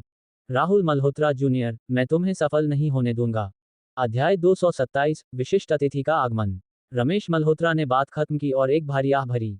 अपने गुस्से के बावजूद वह असमंजस में थे। उन्होंने जितना पैसा जुटा सकते थे, जुटा लिया था, लेकिन ये काफी नहीं था। अगर एक पैसा भी एक महान नायक को रोक सकता है, तो फिर पूरे 2 लाख रुपए का क्या? पिताजी, इस मामले की चिंता न करें, इसे मेरे ऊपर छोड़ दें। रोहन मल्होत्रा खड़े हुए, अपने पिता रमेश मल्होत्रा की ओर मुस्कुराए और दरवाजे की ओर बढ़े। मैं थोड़ा बाहर जा रहा हूं, और आज रात तक सब कुछ स्पष्ट हो जाएगा। रमेश मल्होत्रा ने अपने बेटे को आश्चर्य से देखा। रोहन मल्होत्रा के चेहरे पर न तो गुस्सा था और न ही चिंता, केवल शांति और आत्मविश्वास था। ये बच्चा, इसका स्वभाव लापरवाह नहीं है। क्या उसके पास कोई समाधान हो सकता है? रमेश मल्होत्रा निश्चित नहीं हो सके। आखिरकार इसमें एक विशाल राशि शामिल थी।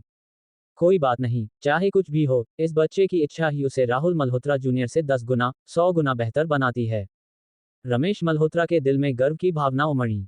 रोहन मल्होत्रा घर से निकले और एक टैक्सी बुलाकर सीधे बैंक की ओर चले गए। दूसरों के लिए 3 से 5 लाख रुपए शायद एक चौंका देने वाली राशि हो, लेकिन उनके लिए बूंद के बराबर। रोहन मल्होत्रा के कार्ड में 1 करोड़ 20 लाख रुपए थे। रोहन मल्होत्रा बैंक में दाखिल हुए और सीधे वीआईपी कक्ष में गए। जैसे ही उन्होंने अपना कार्ड प्रस्तुत किया, ड्यूटी मैनेजर ने तुरंत उप बैंक अध्यक्ष को बुलाया। अगर बैंक अध्यक्ष शहर से बाहर एक बैठक में नहीं होते, तो शायद वे स्वयं आते।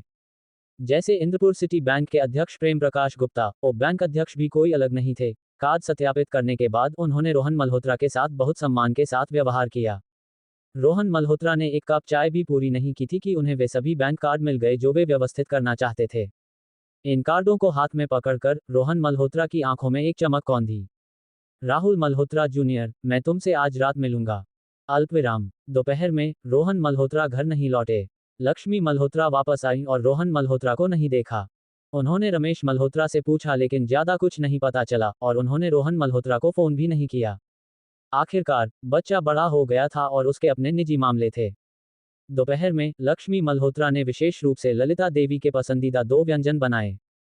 हालांकि बुजुर्ग महिला के पास एक नौकरानी थी, लेकिन उनकी बहू का व्यक्तिगत स्पर्श सबसे अच्छी तरह जानता था कि उन्हें क्या पसंद है। लक्ष्मी मल्होत्रा ललिता देवी के साथ दोपहर का भोजन करने गईं और थोड़ी देर बातचीत की। ललिता देवी का मूड आखिरकार काफी बेहतर हुआ। रोहन मल्होत्रा की बात होने पर ललिता देवी ने आखिरकार मुस्कान दिखाई। अब मैं बस यही उम्मीद करती हूँ कि मैं रोहन की शादी का दिन देख सकूं। देखिए आप क्या कह रही हैं, आप लंबी उम्र जिएंगी। लक्ष्मी मल्होत्रा ने हंसते हुए कहा। ललिता देवी ने धीरे से कहा, मेरे सभी पोतों में केवल रोहन का स्वभाव दयालु और धार्मिक है। वह जानता है कि कब झुकना है और कब खड़ा होना है, और उसमें एक महान नेता की हवा है। भविष्य में वह बड़ी चीजें हासिल कर सकता है। हमारा मल्होत्रा परिवार केवल इस बात का अफसोस करता है कि यह एक बड़ा परिवार नहीं है, वरना मैं निश्चित रूप से उसे पारिवारिक व्यवसाय सौंप देती। ललिता देवी फिर हंसी, लक्ष्मी मल्होत्रा के हाथ को थपथपाते हुए, लेकिन मैंने अपने जन्मदिन के लिए रोहन के लिए कुछ आश्चर्य भी तैयार किए हैं। मेरी पुरानी दोस्त शर्मा परिवार से मेरी बहन आएंगी। वह अपनी पोती को भी साथ लाएंगी। वह रोहन की उम्र की है, मैंने आपको पहले उनके बारे में बताया था, मैं उसे रोहन से मिलवाना चाहती हूँ। इस बार चलो इन दो युवाओं को एक दूसरे को जानने दें। मैंने सुना है कि उनकी पोती काफी आकर्षक और बहुत होनहार है। ललिता देवी ने उत्साह के साथ कहा। आप वाकई उस शरारती के लिए बहुत मेहनत करती हैं, लक्ष्मी मल्होत्रा ने मुस्कुराते हुए कहा। वे भी रोहन मल्होत्रा के निजी मामलों को लेकर विशेष रूप से चिंतित थीं। जब रोहन मल्होत्रा इंद्रपुर में थे, उन्होंने किसी से उनकी मुलाकात एक लड़की से करवाई थी, लेकिन बात नहीं बनी, इसलिए उन्हें काफी अफसोस हुआ। मुझे नहीं पता कि मैं कब पोते को गोद में ले सकूंगी। लक्ष्मी मल्होत्रा को भावनाओं का एक झोंका महसूस हुआ। माँ और बहू बातचीत कर रही थीं। डोरबेल बजी और नौकरानी जल्दी से दरवाजा खोलने गई। जैसे ही दरवाजा खुला, एक कुछ उम्रदराज आकृति अंदर आई, जोर से चिल्लाते हुए, बहन ललिता, मैं इस बार जल्दी आपसे मिलने आई हूँ। ललिता देवी ने आश्चर्य से देखा, उनकी आंखें अचानक खुशी से चमक उठीं और वे खड़ी होकर चिल्लाईं, पुरानी बहन। लक्ष्मी मल्होत्रा ने देखा। सबसे पहले आई एक लंबी, मजबूत दिखने वाली बुजुर्ग महिला थी, जिनके पूरे बाल चांदी के थे, उनकी आत्मा चमक रही थी, उनकी मुस्कुराती आंखें एक दयालु, अर्धचंद्राकार बन रही थीं। कोई बता सकता था कि वे युवावस्था में अत्यंत आकर्षक रही होंगी। यह कोई और नहीं, बल्कि शांति देवी थीं, जिनके बारे में ललिता देवी लंबे समय से बात कर रही थीं। शांति देवी के पति, यशवंत शर्मा, और ललिता देवी के पति, विजय मल्होत्रा, पुराने दोस्त थे। अपने पतियों के कारण दोनों महिलाएं परिचित हुईं और करीबी बहनें बन गईं। उनके संबंधित पति एक एक करके गुजर गए, जिसके बाद दोनों परिवारों को केवल इन दो महिलाओं ने संभाला। वर्षों में सभी उतार चढ़ाव के बीच दोनों परिवार करीबी रूप से जुड़े रहे। ललिता देवी लक्ष्मी मल्होत्रा को साथ लेकर उनका स्वागत करने गईं। लक्ष्मी मल्होत्रा ने शांति देवी को मुस्कान के साथ अभिवादन किया। शांति देवी के पीछे भी लोगों का एक समूह था। बुजुर्ग महिला के सबसे करीब एक जीवंत और सुंदर लड़की थी, जो बहुत पसंद करने योग्य थी। उनकी लंबी कदकाठी, सुंदर आकृति, बड़े स्तन और उभरे हुए नितंब देखकर, जो अच्छी प्रजनन क्षमता का संकेत था, लक्ष्मी मल्होत्रा की आंखों में खुशी की एक झलक थी। अगर उनकी कोई गलती नहीं थी, तो यह वही लड़की होनी चाहिए जिसे वे रोहन से मिलवाने जा रहे थे। तुम्हारा भाग्य अच्छा है, शरारती। ऐसी सुंदर लड़की के साथ, देखो क्या तुम अभी भी संतुष्ट नहीं हो। लक्ष्मी मल्होत्रा का चेहरा पूरी तरह मुस्कान से भरा था। इस लड़की के अलावा पीछे 3 अन्य लोग थे, सभी शांति देवी के बच्चे, जो अक्सर आते थे और लक्ष्मी मल्होत्रा से परिचित थे। इन लोगों ने बारी बारी से ललिता देवी को विनम्रता के साथ अभिवादन किया। इससे ललिता देवी काफी भावुक हो गईं। मेरी बड़ी बहन वाकई बच्चों को पालना जानती हैं। वे सब इतने अच्छे लगते हैं, मेरे बेटों के विपरीत। आह, रमेश को छोड़कर वे सब बेकार हैं। ललिता देवी अंदर से दुखी थी, लेकिन चेहरे पर खुशी का भाव बनाए रखा, अपनी बड़ी बहन का हाथ पकड़कर और उन्हें सोफे पर बैठने के लिए खींच लिया। बहनें गर्मजोशी से बातचीत करने लगीं। आधी सदी की दोस्ती और भी गहरी हो गई थी। युवा पीढ़ी ने ये देखा और मुस्कान के साथ चुप रही, बहुत प्रशंसा से भरी हुई। अपनी बातचीत के अंत की ओर, शांति देवी ने अपनी पोती को देखा और फिर याद आया कि उनके पास एक और मामला था। उन्होंने उसे पास खींचा और उसकी ओर इशारा करते हुए ललिता देवी से कहा, यह मेरी पोती है। उसे देखिए, क्या वह सुंदर नहीं है? बिल्कुल मेरी बड़ी बहन की तरह जब वह युवा थी, एक असली सुंदरता। ललिता देवी प्रशंसा में चिल्लाए बिना नहीं रह सकी। जितना वे लड़की को देखती थी, उतना ही वे उसे पसंद करती थीं। उसका नाम क्या है? ललिता देवी ने पूछा। यामिनी कश्यप, शांति देवी ने मुस्कान के साथ जवाब दिया। कितना अच्छा नाम, ललिता देवी ने तारीफ की। इस पल, यामिनी कश्यप भी वहां जबरदस्ती मुस्कान के साथ थी, लेकिन अंदर से वह लगातार बड़बड़ा रही थी। वह भी इंद्रपुर से लौटी थी और बुजुर्ग महिला द्वारा यहां आने के लिए मजबूर की गई थी। अरेंज डेट, अल्पविराम। क्या उसे, यामिनी कश्यप को किसी के सेटअप की जरूरत थी? यामिनी कश्यप अंदर से इस विचार के प्रति प्रतिरोधी थी, लेकिन वह अपनी दादी के खिलाफ नहीं जा सकती थी। इसके अलावा शांति देवी जबरदस्ती नहीं कर रही थी और केवल इतना कहा था कि वे उसे साथ ला रही हैं देखने के लिए, बिना किसी दबाव के। इससे यामिनी कश्यप को थोड़ा बेहतर महसूस हुआ। ये निश्चित रूप से काम नहीं करेगा। यामिनी कश्यप ने मन ही मन फैसला कर लिया। एक पुरुष जो अरेंज्ड मैरिज की जरूरत रखता हो, वह क्या बन सकता है। यामिनी कश्यप जो पुरुष चाहती थी, उसे उत्कृष्ट और वीर होना चाहिए, परिस्थितियों का सामना करने में शांत और संयमित, किसी भी बदलाव से अविचलित। किसी कारण से हर बार जब वह इन गुणों के बारे में सोचती थी तो वह उस पुरुष को याद किए बिना नहीं रह सकती थी जिसका नाम भी उसे नहीं पता था, केवल इतना जानती थी कि उसका चेहरा मुस्कुराते समय बहुत चिढ़ाने वाला था। हर बार जब वह उस व्यक्ति को टैक्सी में तेजी से भागते हुए याद करती थी, उसे धूल में छोड़कर यामिनी कश्यप को गहरी नाराजगी महसूस होती थी। वर्तमान में अपनी दादी के साथ मल्होत्रा परिवार के सम्मानित पूर्वज से मिलने यामिनी कश्यप अपनी असली प्रकृति को प्रकट करने का जोखिम नहीं उठा सकती थी। वह एक आज्ञाकारी लड़की का अभिनय करती थी, इसे अपनी दादी के प्रति सम्मान का इशारा मानते हुए। आपके पोते का नाम फिर से क्या है? शांति देवी ने पूछा। रोहन मल्होत्रा, ललिता देवी ने जवाब दिया। कैसा बेकार नाम, ये बहुत बचकाना लगता है। यामिनी कश्यप मन ही मन तिरस्कार करने से खुद को रोक नहीं सकी। दरवाजे पर हलचल हुई। ललिता देवी ने ऊपर देखा, आश्चर्य से चिल्लाते हुए, देखो, वह आ गया। अध्याय 228, मैंने तुम्हें हंसाया। रोहन मल्होत्रा ने बैंक में अपना काम खत्म किया और दोपहर को इधर उधर घूमते हुए बिताई। ये कस्बा उनका घर था, वह जगह जहां वे बड़े हुए थे। लेकिन उन्हें वापस आए हुए काफी समय हो गया था और कई बदलाव हो चुके थे, कई जगहें अब वैसी नहीं थीं। रोहन मल्होत्रा अपनी धुंधली यादों पर निर्भर करते हुए टहलने निकले और पुरानी यादों में डूब गए। शाम 5 बजे तक वे घर नहीं गए बल्कि सीधे अपनी दादी के घर चले गए। आखिरकार शाम को सभी वहां इकट्ठा होने वाले थे। अपनी दादी के दरवाजे पर पहुंचकर उन्होंने देखा कि दरवाजा हल्का सा खुला था और अंदर से बातचीत की आवाजें आ रही थीं। क्या मैं देर से आ गया? रोहन मल्होत्रा चौंक गए। असंभव। वर्षों से चली आ रही परिवार की परंपरा के अनुसार, चाहे वह व्यवसाय के लिए हो या सभाओं के लिए, हमेशा रात 8 बजे मिला जाता था। ये नियम उनके दादाजी के समय से चला आ रहा था और कभी नहीं बदला। क्या राहुल मल्होत्रा जूनियर अधीर हो गया और पहले ही कार्रवाई कर चुका था? रोहन मल्होत्रा की भौहें सिकुड़ गईं और उन्होंने जल्दी से दरवाजा धक्का देकर खोला। अंदर प्रवेश करने के बाद ही उन्हें आश्चर्य हुआ। कई लोग, जिन्हें वे नहीं पहचानते थे। अगर ललिता देवी और लक्ष्मी मल्होत्रा को नहीं देखा होता, तो रोहन मल्होत्रा को सचमुच शक होता कि वे गलत घर में घुस गए हैं। बात हो रही थी और वह आ गया। यह मेरा पोता, रोहन मल्होत्रा है। ललिता देवी ने मुस्कुराते हुए कहा, एक बुजुर्ग महिला का हाथ पकड़कर और रोहन मल्होत्रा की ओर इशारा करते हुए। बुजुर्ग महिला ने देखा। नमस्ते, दादी। रोहन मल्होत्रा ने जल्दी से विनम्रता से अभिवादन किया, यह महसूस करते हुए कि बुजुर्ग महिला कुछ हद तक परिचित लग रही थी, शायद कोई दूर की रिश्तेदार जो पिछले वर्षों में आई थी।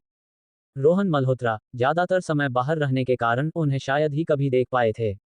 शांति देवी ने रोहन मल्होत्रा को ऊपर से नीचे तक देखा और अनुमोदन में हल्के से सिर हिलाने से खुद को रोक नहीं पाई। ये लड़का रोहन मल्होत्रा पहली नजर में सामान्य लगता था, लेकिन शांति देवी इतने लंबे समय तक जीवित रहने के बाद लोगों को परखने में अविश्वसनीय रूप से सटीक थीं।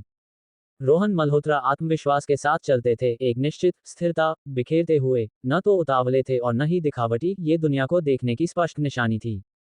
कुछ अपरिचित मेहमानों का सामना करने पर वे शांत और संयमित रहे, बहुत उचित प्रतिक्रियाओं के साथ। शांति देवी को वे पहली नजर में पसंद आ गए। ये लड़का असाधारण था। बस उन्हें यामिनी की मंशा के बारे में अनिश्चितता थी। शांति देवी अपनी पोती की ओर देखे बिना नहीं रह सकीं। ये तुम हो? यामिनी कश्यप अचानक चिल्लाईं, अचानक खड़ी हो गईं। जब रोहन मल्होत्रा ने उन्हें देखा, वे भी चौंक गए और बोल पड़े, तुम यहाँ क्या कर रही हो? आप एक दूसरे को जानते हैं? दोनों बुजुर्ग महिलाएं आश्चर्य में एक साथ बोलीं। आसपास के लोग भी हैरान रह गए। दोनों युवा, जिन्हें एक दूसरे से मिलवाया जाना था, पहले से ही एक दूसरे को जानते थे। क्या ये भाग्य का अद्भुत मोड़ नहीं था? लक्ष्मी मल्होत्रा की आंखें चमक उठीं। इस बार ऐसा लगता था कि सफलता मिलने वाली थी। तुम मेरा पीछा करके मेरे परिवार के घर तक आ गईं। रोहन मल्होत्रा हंसने से खुद को रोक नहीं पाए। अगर मुझे पता होता कि यह तुम्हारा घर है, मैं निश्चित रूप से नहीं आती। यामिनी कश्यप का चेहरा लाल हो गया और उन्होंने जवाब में तीखा तंज कसा। दोनों स्वतः ही बहस करने लगे, केवल यह महसूस करने के लिए कि माहौल कुछ अटपटा हो गया और उन्होंने बगल में देखा। आसपास के लोग उन्हें अजीब नजरों से देख रहे थे। यामिनी कश्यप ने ललिता देवी और लक्ष्मी मल्होत्रा की हैरान नजरें देखीं और उनका चेहरा लाल होने से नहीं रुका। आखिरकार उनकी सुशील लड़की की छवि नाकाम हो गई। रोहन मल्होत्रा को देखते ही वह टूट गई। लेकिन अजीब बात थी, ललिता देवी को बिल्कुल भी बुरा नहीं लगा, बल्कि ऐसा लग रहा था जैसे उन्होंने इसकी उम्मीद की हो। यामिनी कश्यप को नहीं पता था, शांति देवी अपनी युवावस्था में ऐसी ही प्रकृति की थी, और यहाँ तक कि ललिता देवी भी। एक औपचारिक और उचित व्यवहार वास्तव में उन्हें पसंद नहीं था। यामिनी, ये रोहन मल्होत्रा है, और रोहन, ये यामिनी कश्यप है। लक्ष्मी मल्होत्रा ने हंसते हुए कहा, अरे, मैं आपको क्यों मिलवा रही हूँ, मैं तो भूल ही गई, आप तो एक दूसरे को लंबे समय से जानते हैं। वे वाकई में एक दूसरे को काफी समय से जानते थे, लेकिन अब जाकर उन्हें एक दूसरे के नाम पता चले थे। रोहन मल्होत्रा और यामिनी कश्यप अवाक एक दूसरे को देखने लगे। यामिनी कश्यप वही डे थी जिसका उनकी मां ने जिक्र किया था। रोहन मल्होत्रा कड़वी मुस्कान दिए बिना नहीं रह सके। यामिनी कश्यप भी अप्रत्याशित रूप से हैरान थीं। चूंकि आप दोनों एक दूसरे को जानते हैं, ये काम को आसान बनाता है। मैं कुछ और दिन रुकने वाली हूँ, और आप युवाओं को कुछ समय साथ बिताना चाहिए, शांति देवी ने दिल खोलकर हंसते हुए कहा। ललिता देवी भी हंसने लगीं। माँ, मेहमान आ गए हैं। बाहर से अचानक एक महिला की आवाज सुनाई दी। सबने मुड़कर देखा तो रोहन मल्होत्रा की तीसरी चाची और तीसरे चाचा को एक के बाद एक अंदर आते देखा। वे शांति देवी और उनके बच्चों को जानते थे, तुरंत सभी का गर्मजोशी से अभिवादन करने लगे। ललिता देवी की मुस्कान, हालांकि, मुरझा गई, और वे खड़ी हुई, शांति देवी को खींचते हुए, बड़ी बहन, यहाँ थोड़ा शोर है। चलो, तुम और मैं बेडरूम में जाकर बात करते हैं। अच्छा विचार, शांति देवी ने बिना किसी संदेह के सिर हिलाया। दोनों बुजुर्ग महिलाएं मास्टर बेडरूम में चली गईं और दरवाजा बंद कर लिया। बाकी लोग ड्राइंग रूम में रह गए। लक्ष्मी मल्होत्रा और रोहन मल्होत्रा की तीसरी चाची ने सूखे मेवे और चाय के नाश्ते तैयार करने शुरू किए। रोहन मल्होत्रा और यामिनी कश्यप कोने में एक दूसरे को ठंडी हंसी दी। कितना संयोग, फिर से मिलना, ऑफिसर। यामिनी कश्यप ने तंज कसा। दुनिया छोटी है, रोहन मल्होत्रा ने अफसोस जताया, यामिनी कश्यप को ऊपर से नीचे तक देखते हुए, नहीं सोचा था कि मेरी मुलाकात तुमसे करवाई जाएगी। तुम वही सोचना बंद कर दो। मेरा आदर्श पुरुष लंबा, सुंदर और सफल होना चाहिए, तुम जैसे साधारण आदमी नहीं। यामिनी कश्यप ने फुफकारते हुए पहला प्रहार किया। इससे मेरा मन शांत हो गया। रोहन मल्होत्रा ने आश्चर्यजनक रूप से सिर हिलाया, गंभीरता से कहते हुए, तुम भी मेरे टाइप की नहीं हो। तुम, यामिनी कश्यप अपने गुस्से को दबा नहीं सकी। वे उन्हें खारिज कर सकती थी, लेकिन इस नन्हे को उन पर तिरस्कार करने का क्या अधिकार था। उनके पास आकृति थी, रूप था, और एक बड़ी कंपनी में एक होनहार नौकरी थी। रोहन मल्होत्रा ने आलस्य से एक धुला हुआ सेब उठाया, उसे काटने के लिए तैयार। गुस्से में, यामिनी कश्यप ने उसे छीन लिया और गुस्से से चबाते हुए उसमें काट लिया। मैं अभी बाथरूम से आया, और मुझे लगता है मैंने अपने हाथ नहीं धोए, रोहन मल्होत्रा ने शरारती मुस्कान के साथ कहा। यामिनी कश्यप ठिठक गईं, उनके मुंह में सेब न तो चबाया गया और न ही थूका गया। वे रोहन मल्होत्रा को गुस्से से घूरने लगीं। मजाक कर रहा था, मैं स्वच्छता का बहुत ध्यान रखने वाला इंसान हूँ, रोहन मल्होत्रा ने उन्हें एक चमकदार मुस्कान दी। यामिनी कश्यप ने आखिरकार सांस ली और फिर से उन्हें घूरने से खुद को रोक नहीं सकी। दोनों के बीच ये छोटी सी मस्ती लक्ष्मी मल्होत्रा की नजरों से नहीं बची, वे तुरंत खुशी से मुस्कुराईं। हालांकि वे यह नहीं सुन सकी कि दोनों बच्चे क्या कह रहे थे, लेकिन ये छेड़खानी और मस्ती एक युवा जोड़े की तरह लग रही थी। ऐसा लगता था कि इस बार ये वाकई काम कर सकता था। लक्ष्मी मल्होत्रा बहुत संतुष्ट थी, यामिनी कश्यप की छाती और पीछे की ओर देखते हुए, खुशी से सोचते हुए, ये बच्ची निश्चित रूप से बच्चे पैदा करने में सक्षम होगी। दादी बनने का मेरा सपना आखिरकार सच होने वाला है। कमरे के अंदर सभी बातचीत कर रहे थे क्योंकि और लोग एक के बाद एक आते गए। रोहन मल्होत्रा के पिता, रमेश मल्होत्रा, उनके चाचा और चाची, उनके चौथे चाचा और चाची, और यहाँ तक कि कुछ पुरुष और महिला चचेरे भाई बहन भी आ गए। विशाल ड्राइंग रूम अचानक थोड़ा तंग लगने लगा। रात के खाने की व्यवस्था लक्ष्मी मल्होत्रा ने की थी, रसोई घर पर आएंगे, और मेज और कुर्सियां समय पर पहुंचाई जाएंगी, इसलिए चिंता की कोई बात नहीं थी। मास्टर बेडरूम, ललिता देवी शांति देवी का हाथ पकड़े हुए थी, दोनों बातें कर रही थीं। उन्होंने अपनी युवावस्था से लेकर अब तक की यादें ताज़ा की, कड़वे और मीठे पलों की चर्चा की, और अंत में दोनों बहुत भावुक हो गईं। पुरानी बहनों ने रात को एक साथ रहने और बातचीत जारी रखने का वादा भी किया। बाहर से शोर तेज होता जा रहा था। ललिता देवी वास्तविकता में लौटी, उनकी मुस्कान मुरझा गई और एक हल्का दुख प्रकट हुआ। छोटी बहन, क्या हुआ? शांति देवी उत्सुकता से पूछे बिना नहीं रह सकी। बड़ी बहन, ललिता देवी थोड़ा उलझन में दिखीं। तुम बिल्कुल सही समय पर और फिर भी सबसे खराब समय पर आए हो। थोड़ी देर में, तुम शायद कुछ बहुत शर्मनाक देख सकती हो। अध्याय 229, क्या तुमने मुझसे पूछा? ललिता देवी ने घटना का संक्षेप में वर्णन किया, और शांति देवी ने इसे सुनकर आश्चर्य और गुस्से दोनों से भरी नजरों से देखा। छोटी बहन, अगर तुम्हें पैसे की कमी है, तो मैं तुम्हारे लिए पैसे लाऊंगी। तुम्हें इस तरह खुद को छोटा करने की क्या जरूरत है? इसका क्या मतलब है? शांति देवी ने कहा और जाने के लिए उठी, अपने बेटों और बेटियों को पैसे लाने के लिए कहने का इरादा रखते हुए। ललिता देवी ने उनका हाथ पकड़ा और स्थिति से समझौता कर लेने के भाव के साथ सिर हिलाया। छोड़ो, बड़ी बहन, मल्होत्रा परिवार के मामले मल्होत्रा परिवार के लोग ही सुलझाएंगे। शांति देवी ने ललिता देवी के चेहरे पर थकान देखी और अचानक उनके दिल में एक टीस उठी, वे चुप रहीं। उनकी उम्र में, उन्हें परिवार के सुख का आनंद लेना चाहिए था, फिर भी वे युवा पीढ़ी की वजह से परेशान थीं। मेरी गरीब छोटी बहन, शांति देवी को कुछ दुख महसूस हुआ। बाहर, मल्होत्रा परिवार के और लोग आते जा रहे थे, युवा पीढ़ी एक के बाद एक शामिल हो रही थी। कुछ ही देर में 3 से 4 दर्जन लोग एक साथ इकट्ठा हो गए।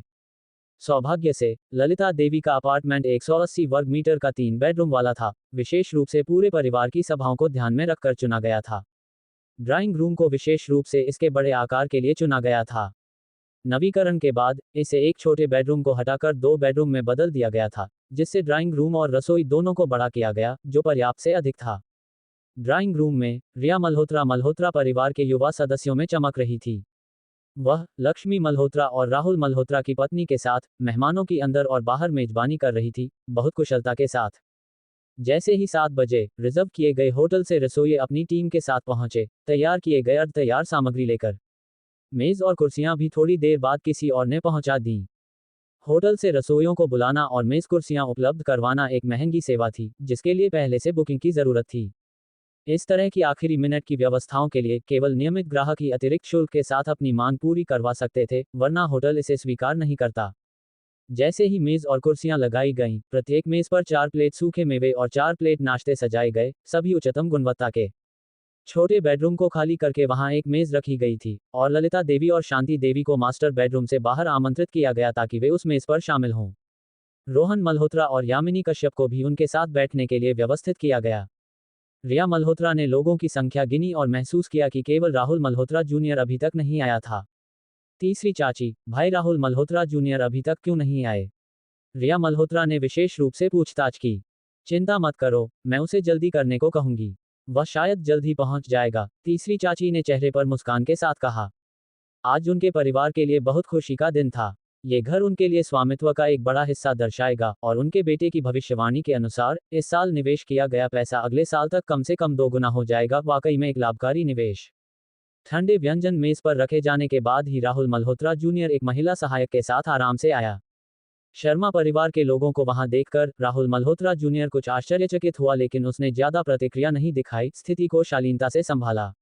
कोई आश्चर्य नहीं कि भाई राहुल मल्होत्रा जूनियर कुछ ही वर्षों में 20,000 रुपये प्रति माह कमाने वाला प्रबंधक बन गया। उनका दूसरों के साथ व्यवहार करने की क्षमता प्रभावशाली है। रिया मल्होत्रा ने मन ही मन उच्च विचार किया, जल्दी से राहुल मल्होत्रा जूनियर और उनकी सहायक को छोटे बेडरूम में ले गई। अंदर, उसने विशेष रूप से राहुल मल्होत्रा जूनियर के लिए एक सीट आरक्षित की थी। सभी के मौजूद होने के साथ भोज आधिकारिक रूप से शुरू हुआ। एक के बाद एक गर्म व्यंजन परोसे गए, और सभी ने अपने गिलास उठाकर एक दूसरे के लिए टोस्ट का आनंद लिया।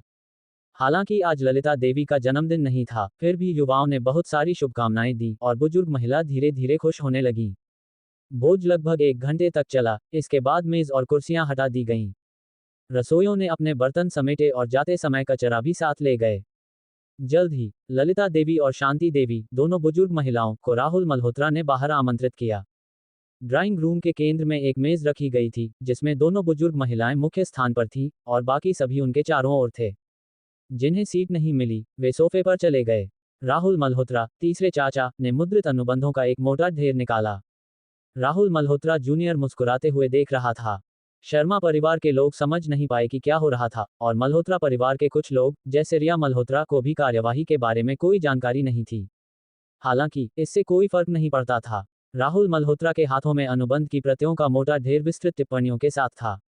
वितरित होने के बाद, हर कोई स्पष्ट रूप से समझ सकता था। जीवंत ड्राइंग रूम अचानक शांत हो गया। लोगों के चेहरों पर तरह तरह के भाव थे, क्योंकि वे संपत्ति और इक्विटी विभाजन समझौते को देख रहे थे। आश्चर्य, भ्रम, गुस्सा और खुशी, सब मौजूद थे। दूसरी ओर, रिया मल्होत्रा कुछ हतप्रभ थी। समझौते की सामग्री के अनुसार, ललिता देवी अपने 4 बेटों को अपार्टमेंट सौंप देंगी, जो फिर इसे शेयरों में बांट लेंगे। परिवार की प्रत्येक शाखा रजत मल्होत्रा, चौथे चाचा, को संबंधित शेयरों को खरीदने के लिए पैसे देगी। निष्कर्ष में, राहुल मल्होत्रा जूनियर इस अनुबंध का प्रारंभकर्ता और प्रारूपकर्ता था। रिया मल्होत्रा राहुल मल्होत्रा जूनियर को देखते हुए हैरान थी। एक शब्द दिमाग में उभरा, विपदा में मुनाफाखोरी। वह चचेरा भाई राहुल मल्होत्रा जूनियर, जिसका उसने हमेशा सम्मान किया था, वास्तव में शुभम मल्होत्रा को बचाने के लिए सीधे पैसे नहीं लेगा, बल्कि इस पूरे दृश्य को रचा, फिर भी मुनाफे के बारे में सोच रहा था। ऐसे समय में, और जो बांटा जाना था, वह उनकी दादी का घर था। अविश्वसनीय, बेशर्म। रिया मल्होत्रा गुस्से से कांप रही थी, और राहुल मल्होत्रा जूनियर को फिर से देखकर उसे इस तरह के चचेरे भाई होने पर घृणा महसूस हुई। सब लोग अच्छे से देख लें, और अगर कोई सवाल है तो मुझसे पूछ सकते हैं। मेरे पास मेरी कानूनी सहायक है, राहुल मल्होत्रा जूनियर ने पेशेवर मुस्कान के साथ कहा। यह मुस्कान, जो कभी रिया मल्होत्रा के लिए प्रेरणादायक और उत्साहवर्धक थी, अब उसे उल्टी करने की इच्छा करा रही थी। शर्मा परिवार के लोग मनोरंजक नजरों से देख रहे थे, चुपचाप अवलोकन कर रहे थे। आप जो दस्तावेज देख रहे हैं, उसमें प्रमुख शब्दों के नीचे टिप्पणियां हैं, और मेरे पास औपचारिक संस्करण है, उसमें बस कुछ टिप्पणियां गायब हैं। अगर किसी को अनिश्चितता है, तो वे आकर जांच सकते हैं, राहुल मल्होत्रा जूनियर ने मुस्कुराते हुए कहा, अपने हाथ में औपचारिक समझौता उठाते हुए। कोई भी एक शब्द नहीं बोला, और रोहन मल्होत्रा के पिता, रमेश मल्होत्रा का चेहरा भयावह रूप से गहरा था। उन्होंने कई बार खड़े होने की कोशिश की, केवल अपनी पत्नी द्वारा, जो उनके पीछे खड़ी थी, उनके कंधों पर दबाव डालकर रोक लिया गया। आखिरकार, यह मामला अंततः इस बात पर निर्भर करता था कि ललिता देवी क्या सोचती थीं। अगर बुजुर्ग महिला खुश नहीं थी, तो कोई भी उन्हें मजबूर नहीं कर सकता था, और अगर वे सहमत हो गईं, तो क्या उनका परिवार अकेले अन्य 3 परिवारों का विरोध कर सकता था? इसके अलावा, ऐसा लग रहा था कि रोहन मल्होत्रा के बड़े चाचा और उनकी पत्नी काफी ललचाए हुए थे, और राहुल मल्होत्रा की पत्नी तो और भी जल्दी में थी। रजत मल्होत्रा और उनकी पत्नी के लिए, क्या उनके पास विरोध करने की भी गुंजाइश थी?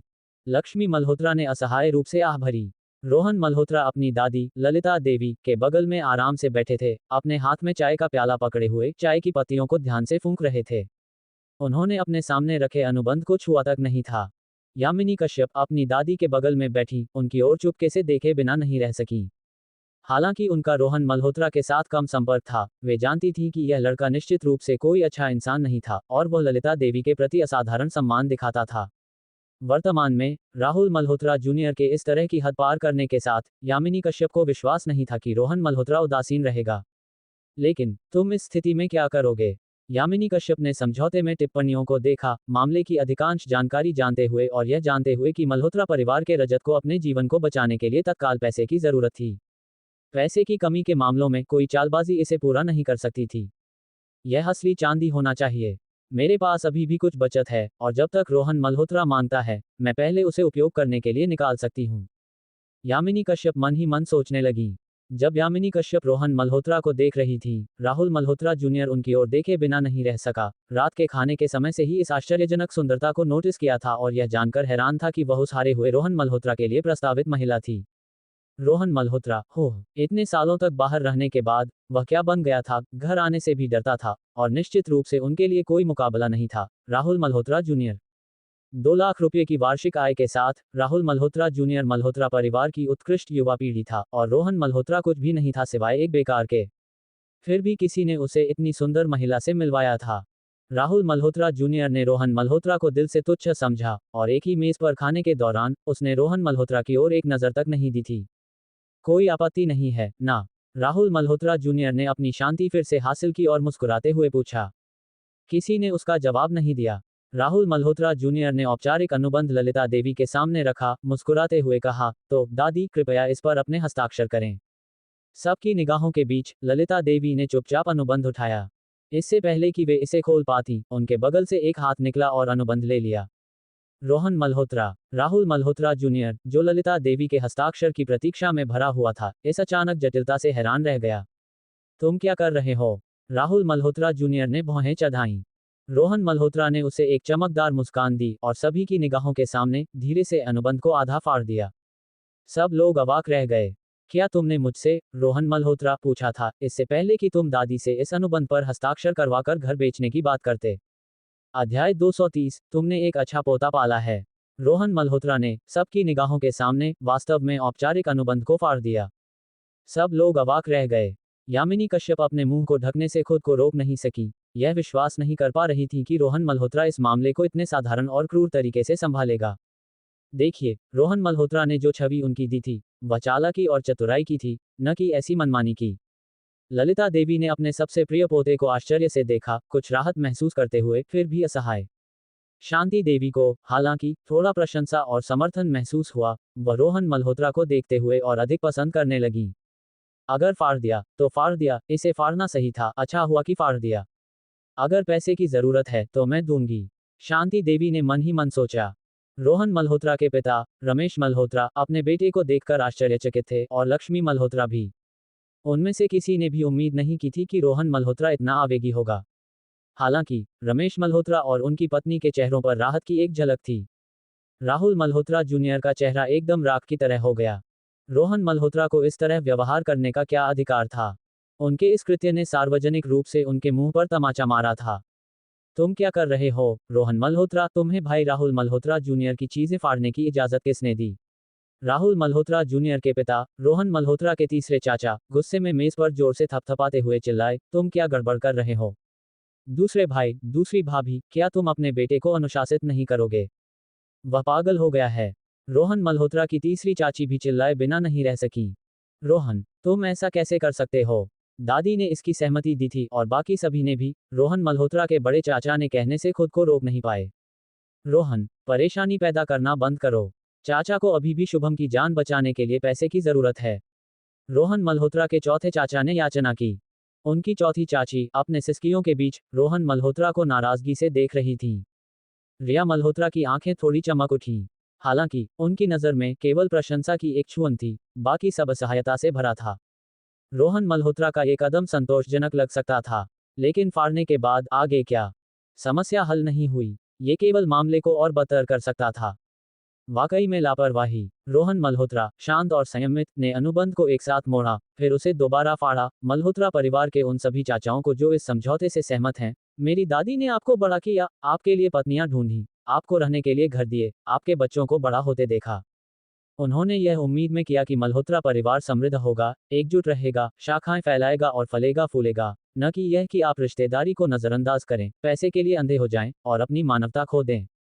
रोहन मल्होत्रा ने फिर से फाड़ा, आप इतने छोटे कैसे हो सकते हैं, यहां तक कि एक जान बचाने के मामले में बुजुर्ग महिला पर बोझ डालने तक। आप इसे कैसे सहन कर सकते हैं? क्या आपके पास दिल है? रोहन मल्होत्रा ने धीरे से पूछा। पूरा कमरा शांत हो गया, सिवाय रमेश मल्होत्रा, रोहन मल्होत्रा के पिता के। चाचा लोग असहज रूप से चुप थे। परिवार के एक छोटे सदस्य द्वारा इस तरह सवाल उठाया जाना, और वह भी बाहरी लोगों के सामने, वाकई में अपमानजनक था। दादी को अब अपने सालों का आनंद शांति से लेना चाहिए। चाहे उनके पास ये घर हो या ना हो, हम फिर भी उनकी देखभाल करेंगे। अब इसे निकालकर शुभम को बचाने में क्या गलत है? राहुल मल्होत्रा जूनियर ने आखिरकार बोलना शुरू किया, आत्मविश्वास से भरा हुआ। कुतर्क। रोहन मल्होत्रा ने अनुबंध को फिर से फाड़ा, तिरस्कार करते हुए। एक बुजुर्ग व्यक्ति, जिसने दशकों तक मेहनत की, जिसने इस परिवार के लिए काफी योगदान दिया, और आप अभी भी उनकी आखिरी संपत्ति को निचोड़ना चाहते हैं, आप इतने साहसी कैसे हो सकते हैं?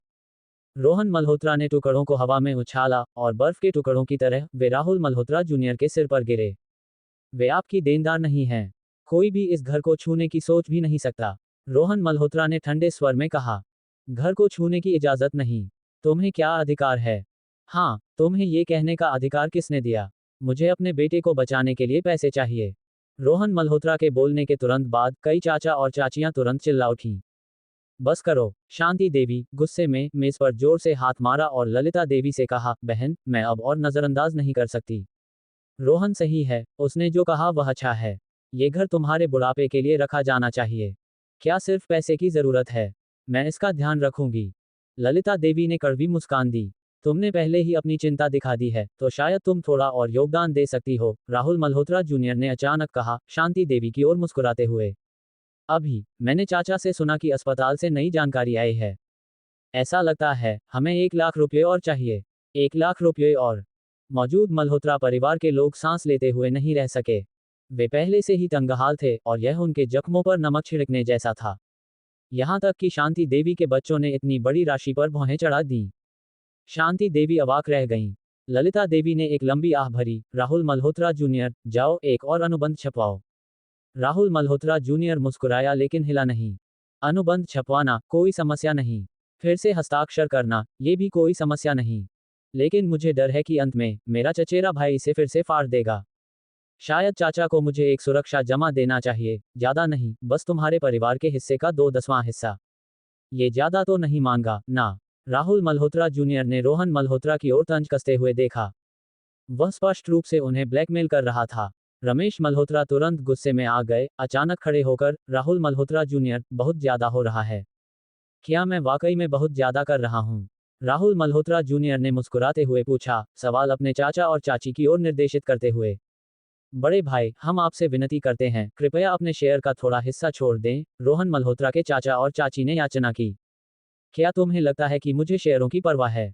रमेश मल्होत्रा वाकई में गुस्सा हो गए थे। सपने ज्यादा नहीं हैं, वे बस बहुत सुंदर हैं। रोहन मल्होत्रा ने राहुल मल्होत्रा जूनियर की ओर देखा और धीरे धीरे बोलना शुरू किया। उसने अपनी जेब में हाथ डाला, एक बैंक कार्ड निकाला और अपने चाचा को देने के लिए आगे बढ़ा। चाचा, इस कार्ड में 5 लाख रुपए हैं, ये शुभम को बचाने के लिए काफी है, रोहन मल्होत्रा ने कहा। 5 लाख रुपए। उन शब्दों पर पूरा कमरा शांत हो गया, सभी ने रोहन मल्होत्रा को अविश्वास से देखा। उन्हें इतना पैसा कहाँ से मिला? और उन्होंने इसे इतने हल्के ढंग से उल्लेख किया। क्या इसमें वाकई 5 लाख रुपए हैं? रोहन मल्होत्रा के चाचा ने कांपती आवाज में पूछा। सबने अविश्वास से देखा, ललिता देवी अपने पोते को हैरानी से घूर रही थीं। रमेश मल्होत्रा और उनकी पत्नी लक्ष्मी मल्होत्रा भी अपने बेटे को देखकर उतने ही अवाक थे। 5 लाख रुपए! राहुल मल्होत्रा जूनियर ने आंखें चौड़ी करके चिल्लाया।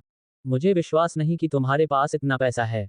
2 लाख रुपए की वार्षिक आय के साथ, खाने पीने या लोन के बिना, इसे जमा करने में 2.5 साल लगेंगे, और उसने पिछले साल ही वह वार्षिक आय हासिल की थी। रोहन मल्होत्रा, जो बाहर अकेले रहता था, खाने पीने, रहने, और यह अफवाह थी कि उसने एक घर खरीदा था, उसके पास इतनी बचत कैसे हो सकती थी? आप जांच के लिए कॉल कर सकते हैं, रोहन मल्होत्रा ने अपने चाचा से कहा। चाचा ने जल्दी से अपना फोन निकाला और डायल किया। पूरा कमरा शांत था, उनके पूछताछ के परिणाम की प्रतीक्षा में। 5 मिनट से भी कम समय में रोहन मल्होत्रा के चाचा ने फोन रखा, उनके चेहरे पर आश्चर्य और उत्साहपूर्ण खुशी की लालिमा थी। इसमें वाकई 5 लाख रुपए हैं, मेरा बेटा बच गया, रोहन मल्होत्रा के चाचा ने चिल्लाया। पैसे के साथ कोई समस्या नहीं थी। रोहन मल्होत्रा के चाचा, अब राहुल मल्होत्रा जूनियर की परवाह नहीं करते हुए, रोहन मल्होत्रा के प्रति कृतज्ञता से भरे हुए थे। दोनों बुजुर्ग महिलाओं को अलविदा कहने के बाद वह और उनकी पत्नी जल्दी से चले गए। ऐसा लग रहा था जैसे वे उसी रात दक्षिण की ओर उड़ान भरने के लिए तैयार थे। राहुल मल्होत्रा जूनियर का चेहरा अत्यंत कुरूप था क्योंकि वह रोहन मल्होत्रा को घूर रहा था। दादी, आपके जन्मदिन के लिए मेरे पास आपको सम्मान देने के लिए ज्यादा कुछ नहीं था। रोहन मल्होत्रा ने एक और बैंक कार्ड निकाला और मुस्कुराते हुए उसे बुजुर्ग महिला को सौंप दिया। इसमें 5 लाख रुपए हैं। कृपया इसे रख लें। अगर कभी आपको किसी चीज की जरूरत हो तो फिर से घर बेचने की बात न करें। ये घर हमेशा आपका रहेगा। एक और 5 लाख रुपए। कमरा हैरान था। पता चला, रोहन मल्होत्रा ही वह था जिसने अपने लिए सबसे अच्छा किया था। मल्होत्रा परिवार के लोग रोहन मल्होत्रा को उत्साही नजरों से देखने लगे। ललिता देवी ने इसे स्वीकार करने से इनकार कर दिया, लेकिन शांति देवी ने दिल खोलकर हंसते हुए कहा, छोटी बहन, इसे ले लो। तुमने एक अच्छा पोता पाला है।